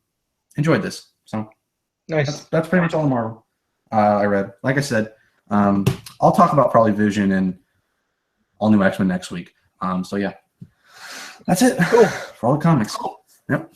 All right. So news-wise, there's not much to talk about since we talked about a lot of the news last week. So there's only 2 real big pieces. We got some Injustice gameplay footage, which I shared on Facebook. It looks pretty freaking hype. Supergirl looks amazing. I like this whole armor concept. Apparently, the armor will be used to kind of for your customized play style. So if you want to, use your character for speed, you got like speed armor. If you want to be like a tank, you can have like tankish armor, stuff like that. So that's cool. The gameplay looks great, and I'm excited to see they got freaking Black Manta in there, and it's gonna be cool. I want to see how this goes. The other big news is Supergirl is Superman is finally gonna be on Supergirl, like a full-fledged appearance, and they started casting already. They started the casting call at least. We don't know who's gonna be casted yet. We'll probably know later in the summer. But I'm excited to finally see Superman, and he'll appear in the first 2 episodes of Supergirl season 2. So, which I imagine will get huge ratings on CW especially for Supergirl, because that was the problem. That was the reason why they moved it to CW, because for CBS that just wasn't doing well. For CW, that's going to do amazing. The kind of views they got and all that, the ratings. Yeah, and I feel like I think Supergirl did well. But it didn't do well for CBS standards because CBS shows are used to pulling like 12 million, 15 million with like Big Bang Theory and some of the other comedies. And then like Supergirl's only pulling in like 8 million, 10 million, stuff like that. But on the CW, that is like gold. Those are and because like Supergirl is really the target demographic for Supergirl is a majority of the CW audience, then I feel like it's gonna like just explode, like Flash level explode. Yeah, and I hope their Superman is really cool, because we don't have really a good Superman in the movies, at least from my standpoint. That is not like a good Superman. Superman is not like that. I mean, they could have made. It's an emo Superman cosplayer, man, and that's just what it is. I like Henry Cavill. It's just he gets nothing to do. He doesn't get the smile. Like if you hear him in interviews, and if you saw him in The Man from U.N.C.L.E., the movies from the Man from U.N.C.L.E., where he plays the American spy, and he's like talking like in this like deep 1950s like hello citizen like Americana voice. I'm like, that's Superman right there. Why don't you do that? Like, oh, it's because Snyder tells you can't do that. Oh, okay. But yeah, I'm really happy that she's coming. She's on CW, of course, and of course Superman's coming. I don't watch the show, but I hope it drops on Netflix or maybe up on Hulu, because CBS had this weird thing where they didn't.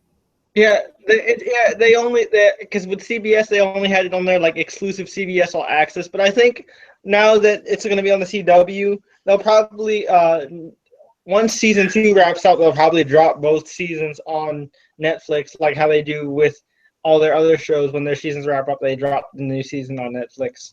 So you'll be able to catch up that way, probably. Yeah. So like I said, I've always said I don't have an opinion on that show yet until I see it. So if anyone's like, Kyle, you hate all of them, I'm like, well, Supergirl's the one I haven't seen yet, so I can't form an opinion. But the Injustice thing, was there any more new footage? Because I just saw that teaser. You seem to. I posted a link to the game. I posted the gameplay on Facebook. Let me find it, and I'll let you. I'll give you like a minute or so to watch it, because it's not that long. Let me just find it really quick. But from the teaser, I like the graphics. For a minute when I saw the armor, I was like, where's Iron Man at? This would be a great Iron Man game. And that's true. I'm fine wearing armor, except for Superman and Supergirl. That kind of seems redundant. But I understand. Like, I'm pretty sure there's a story reason. I'm not judging it. But just from why do they need to wear it? It's just like they're Kryptonians. I mean, I can get like Flash and Batman and all them wear it, but it was just really weird. Everyone was like suiting up, and I'm like, what the hell is this? Like, is this like they want to all be like Iron Man? It's like that one thing from Bad Boys. I think it was, who was it? I think it was Martin Lawrence, where he goes, I wanna be like Mike. Pow! It looks like DC characters. Like, I wanna be like Iron Man. Boom! I'm like, I'm not trying to do a versus thing. I'm just saying it's really weird. Like, everyone was suiting up. It was just really weird. I liked it though. I liked the first one. Yeah, it is kind of off. That is weird. I don't know how much it'll tie into the comic book because I think Tom Taylor's doing that comic, and I know a lot of people Oh know no, that. Taylor dropped off a while ago, but it's still going. It's supposed to wrap up soon, actually, in like a couple issues. But I have a feeling that with this new game, they're probably going to do an Injustice 2 comic because this has been like Injustice because basically Injustice the comic takes place 5 years before the game, and this recent current run is the year the game starts. So they're on year 5 now. So yeah. And I cannot find that footage. I'll send it to you on Facebook later. Yeah, it's fine. But yeah, that's just my opinions on those two things. But other than that, that's pretty much it for news. There's not really much to talk about that we haven't already discussed on the show already. So let's see. Mhm. So let's check the comments. Where we go. So Nathan said, with Injustice Gods Among Us 2 coming out, do you think we'll see digital/print comics of the video game like last? Oh, that's that. We already talked about that. So we just answered that question. Oh, that was older. I'm glad we actually answered that without answer. That's okay. Anything else? Nathan said, I think She-Hulk went into a coma. I don't think she's really dead. I don't think she's dead either. I think that was just a classic plot trick. Besides, they already showed that Banner's coming in issue 3, so Banner's going to save her. Yeah, but there's a huge death in 3 that Marvel said will divide the Marvel universe, like the fans, so it'll be big. So I don't know who it's going to be. I don't know who you can kill off. That doesn't have a title, that doesn't make money. I mean, we could go down the list, but you're not killing off any of the Spider characters. I mean, You're not killing off Peter, Miles, Spider-Woman. I love, but I don't think that's going to cause a divide. As much as she's popular, I don't think that's going to cause a big divide. I think it's not going to cause a divide among the superhero community. I can understand why it would piss off Carol and Tony would care because they're good friends, but I mean, even with fans, like that's the thing Marvel says. Marvel's intention is it's going to divide fans for years. You're not going to kill off Spider-Man, so I'm not worried about that. 2099 is safe. You're not going to kill off, and you're not going to kill off Black Panther because that would be a whole huge thing. Yeah, and especially since that run that's going on right now, Marvel's toting up as the most critically acclaimed thing since Josh Whedon and John Cassaday's Astonishing X-Men, yeah. Mm-hmm. So, not Vision, and I'm like thinking like, who can Bendis kill off? And besides, even if you kill Vision can just be rebuilt. Yeah, and I'm like, who can Bendis kill off? Because like you're not killing off Clint Barton. You've already killed Clint Barton off, and it'll make it look like you're picking on him. You'll just have people with T-shirts and signs. Leave Hawkeye alone.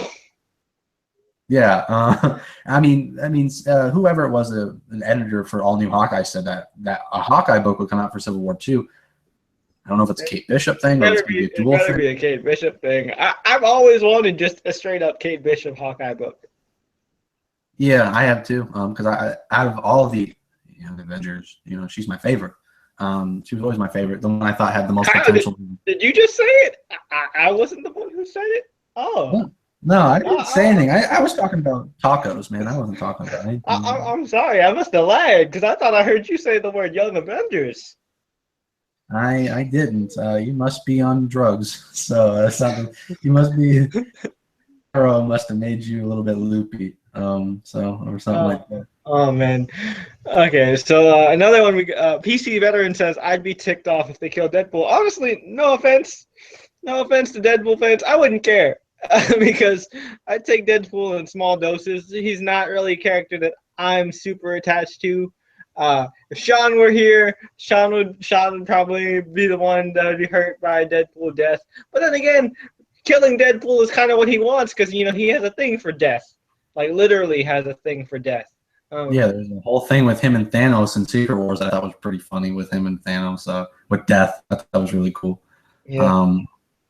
I don't know if I would really. Yeah, I don't think I would really care if Deadpool died. I'm pretty sure I'd be like, if it works for the story, great. But if it's like, I don't care. Like Deadpool is kind of a character I like, but it's kind of like, Like it's like he dies. It's kind of like if he dies, he dies. It's kind of like Silk. Although I will admit, that Spider Women event made me like Silk a lot more than I did before. I mean, that's not saying much, but definitely improved her a little bit in my standings. Mm-hmm. But yeah, I'm just like, who the hell are you gonna pick Kill? And I know it's stupid to talk about it, but I have to say, it's really nice, Jeremy. I was gonna say at the beginning of the show, it's really nice that this was a really quiet week. Like nothing controversial. Like especially on Marvel, because Marvel, like the past 2 weeks, has been with Captain Hydra, and then the whole She-Hulk thing, and yeah, like I'm like, it's just like no one was talking about this stuff 6 months ago, and like everyone wants to be part of it now and complain, and that's fine, complain, but it's just like it kind of brings you down, you know, especially on the internet when you review stuff. It's like yeah. I'm liking Civil War right now. Who knows? It could turn and be crap later, but it's just all that negativity and just everyone's so divided just brings you down. It's like I just want it to be over with, even though it's already started. And I'm liking it so far. And I'm liking the Captain America thing. We all know that's not going to stick. There's a whole bunch of ways that could work as a story. You know, there's a whole 1,000 different ways that you could. So yeah, I don't know. It's just like DC's about pleasing people, so it's about pleasing people right now. That's what they need to do. Yeah, you know, after it's basically DC's having their apology. Mm-hmm. So sorry. Go ahead. No, I was just saying it's. Mm-hmm. Oh, you can go. You can continue. My bad. Oh no, you're fine. I was actually lagging while I thought you were still going. But yeah, I mean, like they're all about pleasing people, and they need to be that way. You don't want DC to be controversial. Again, they kind of just need to please fans. And I've heard sales. Oh, DC Rebirth is doing better than Civil War 2. I'm like, yeah, it's something people have wanted to see. No one wanted to. I mean, well, there are people that like Civil War 1. No one wanted to see a sequel. I mean, it's a good sequel so far, but no one wanted to see it. You know, it's like, of course, you know, Rebirth is selling better than Civil War 2. It's like, it's the DC universe coming back and being great again, or at least good. You know, old fans can come back. So, yeah. But I'm pretty sure next week will be insane as well because we got a lot. And Green Lanterns #1 is coming, which I'm excited for. Yes. Mm-hmm. That's gonna be great. God, I'm so looking forward to that. Guys, if you want, of course, keep asking questions. This is the Q&A part. It's late, so I don't expect it. If we don't get anything in like next 15, we'll probably end it. We don't want to keep going. Also, if you watch the show after the fact, I'm going to start putting timestamps for sections in this whole thing. These are longer a lot. These always are long. It's just how we roll. So I'll put like. So if you just care about DC books, you can just read. You can watch the DC section. You care about the Marvel stuff, you can just watch the Marvel stuff. You care about the indie, you can read you look at the indie. Got the news part and then the Q&A. I see a lot more shows doing that. So I'll probably start doing that now and for you guys. So if you just want to go to a certain part and skip around. So but yeah. Yeah. All right. So just wanted to put that. Yeah. So we're just waiting on the questions. Still nothing. Mm-hmm. Still nothing past the Deadpool comments from PC Veteran, but we'll keep on waiting. Yep. But yeah, this week has been pretty good. I liked it. Like, again, the Rebirth books are kind of just recaps, but soon we're getting into the legit #1s, and I can't wait to see where those go. Mm-hmm. I just can't wait to see Tom King on Batman. Tom King's first legit go at being Batman. That's gonna be awesome. Batman. If he does what he does on Vision, which I have to say is criminally underrated, and I hope that if like his run is universally loved, I hope people like pick that book up. I mean, the only reason it got canceled is because he got the exclusive contract. Oh, Chris. Hey, Chris. Chris is here? Yeah, some Fierce Lion joined. I was like, who's Fierce Lion? Hi, Chris. Oh, I was like, huh? Oh, what's up, Chris? Hey. How you doing, man? Yeah, we're just in the Q&A portion, so you jumped in right in time. Oh, I'll be back. Hold on. All right. Yeah. Also, guys, I was wondering. I'm like, that's not. I was like, I don't recognize that icon, and I'm like, oh, he's like, Fierce Lion, is that a friend of Jeremy's, or was that like a troll? I was like, who the hell is Fierce Lion? I was about to yell, we've been invaded. Yeah. Scroll back. I was about to make like the Star Wars alarm sound. Woo, woo, wow, wow. Oh, Okay, so Nate says with CMT slash Hulu picking up Nashville, do you think Netflix will be picking up Agent Carter? Maybe, I don't know. I don't really know how like the episode streaming stuff works. yeah, I don't know either. I'd like it to get picked up. But she's on Conviction now, that Conviction show. Conviction looks great. Also, I'm definitely gonna check it out. I mean, she looks like she's doing like a bad girl version of like Matt Murdock, and I'm digging it. I'm digging it. She showed up half naked at her office, drunk, and I'm like, I'm definitely all for this. If we get to see half naked Haley Atwell on a regular basis, sign me up. All right. That's Jeremy's incentive to watch something. I mean, dude, I mean, I am not gonna lie. I am a very simple man. I enjoy I enjoy the little things in life, and a pair of nice boobs is always going to sell me on a TV show to at least check out one episode. I might not be paying attention to the plot, but hey, you'll have my viewership. Oh man, what happens if like Jubilee took over the screen? Then I would write a strongly worded letter to the network about why you would do that to me, or I would have to go like wash my eyes out. Oh man, I'm gonna start. You know what? You keep bringing up new Young Avengers. I'm gonna start bringing up Jubilee every episode. So. All right, challenge accepted. You know, have you seen that one cover for Steve Rogers' Captain America, where Steve is in the middle and you got Tony and Carol screaming at each other and is like bunched up? That's me and you, and Chris is in the middle. Like we'll just be like screaming at each other, like. You just got me on one side, Young Avengers. You got you on the other side, Jubilee. I'm Iron Man though, so fine. I don't mind being Carol. I get an awesome mohawk and a badass like Captain Marvel uniform. I want that onesie. Like I want that sweater. Even though like I would not wear the Spider-Gwen sweater, even though I've seen dudes wear it. I would totally wear the Captain Marvel sweater.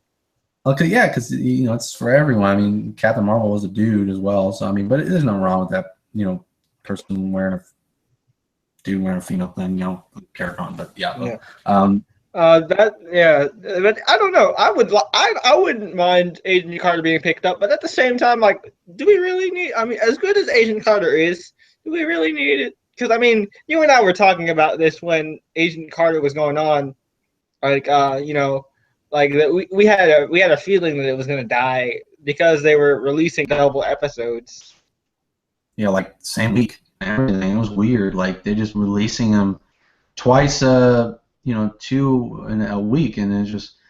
If anything, I feel bad for the writers because they're the writers of Captain Marvel. It's a good book right now. Captain Marvel is pretty good. Yeah, I actually reread because I was behind on that, and I read all through that 5-issue arc. It was really good. It was really good. I know we only talked about it once in the first episode, and I didn't. I thought it was okay, that 4th issue, but reading it all together was really good. Carol's in a good place. And also, speaking of books, next week I'm excited. I mean, even though I don't normally get it, I'm only picking up this one issue, but I'm getting Patsy Walker next week as my one Marvel book because this is the first official comic book meetup of Patsy Walker and Jessica Jones. So I'm excited to see how that goes down. Oh yeah, and also I'm reading all the Civil War 2 times. My friend, she's giving me the codes. I'll review them. What the hell?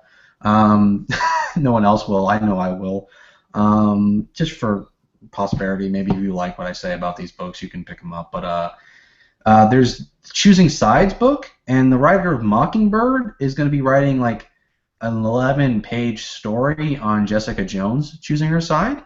Oh, cool. 6. And there'll be apparently She's actually going to choose a side? She's not going to peace out to Canada? Huh. That's what she said, and there's also one with Kate Bishop as well. I think it's 3 or 4. It's going to be like A plus X, where 2 stories. So it's going to be like an anthology type of thing. Yep. With different characters in the Marvel universe. So it could be good. Who knows? We'll see. Yeah. That's interesting. Yep. So, Chris, what did you think of the Injustice footage? We were just talking about that.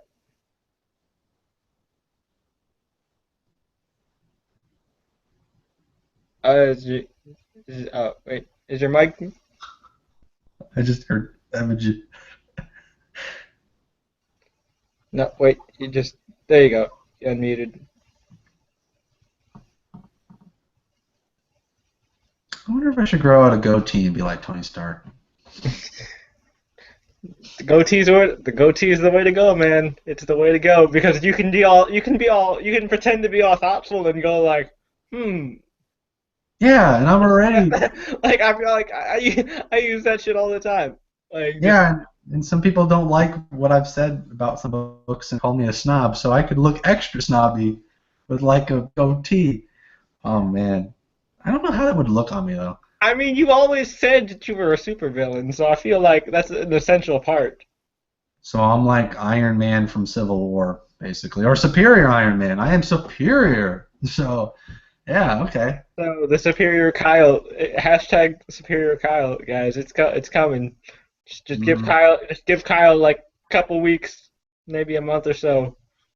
Yes, and then Chris will somehow like be aged up, and he'll get in like a weird armor and fight me, and we'll get like like a helicarrier will crash into us, like it did at the end of Hickman's Avengers, which was weird. Like they just like died in the most pathetic way ever. Just a fucking helicarrier crashed on them. They're like fighting, and it goes. That was weird. That was really weird. Just imagine you, Jeremy, with a jetpack. I told you guys, you shouldn't have done that, and you just fly away. Oh man, that sounds like something Gabby would do.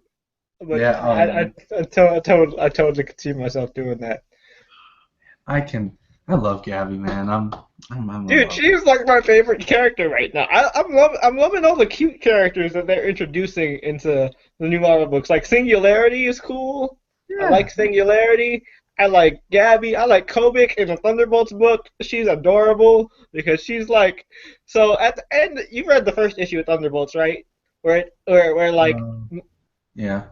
So like at the end of the first issue of Thunderbolts, Moonstone goes, "All right, boys, I'll make you a deal. If you want to be leader of the Thunderbolts, you got to rip this Moonstone right out of my chest." And Kobik's like, "Okay, I want to play." And she literally rips the stone out of her chest, and she's bleeding on the floor. And she's like, "I win! I'm the leader of the Thunderbolts now." It's so funny. And then like everybody's freaking out. They're like, "Fuck." And she's like, "All right, now that I'm the leader, you got to do what I say. That's the rules, right? Let's go get ice cream and play Xbox." I'm already on board. Kobik for Thunderbolts leader. That sounds a lot more fun. Let's go get ice cream. Let's go eat ice cream and play Xbox. I'm cool with that. I'll play some Halo. Teabag some people. I used to be pro at that game, man. I loved Halo. I haven't played Halo since 3. It's been a long time. I love Halo. I grew up with Halo. I started with 3, went back to 1 when they had that anniversary. My favorite is still Reach. Halo Reach was fantastic. I thought it was the best prequel I've ever seen. Didn't feel gimmicky, and anything like that. I loved Reach. The new ones are more about John as a character, more than just being action-based, which is fine. Yep. But they're not as good. They're not bad, but they lack like that epic feel to them in some ways. I see. I get what you're saying. But it's not bad. I think their next one should come out in a couple of years. But yeah. Yeah. So we And, haven't. It doesn't seem like we've gotten any other questions. That's okay. It's like Do you wanna- one. Do you want to hold out, or do we want to end it now? We will. It will probably end, and we'll continue talking. But if you guys have any questions after the show is already uploaded, go ahead and ask them, or even if you agree or disagree with us on some of the books we talked about, some of the points we brought up, or even some of the books you read this week that maybe we didn't read. And I'll get to you in the comments. I know Chris might. I'm not trying to put words in his mouth, but I'm pretty sure he will. Jeremy will. We'll look at the comments as much as we can. Yep. So we'll always answer you, guys. So yeah. Thanks for watching this live. This is episode 6 of Comic Convo. So I was Kyle.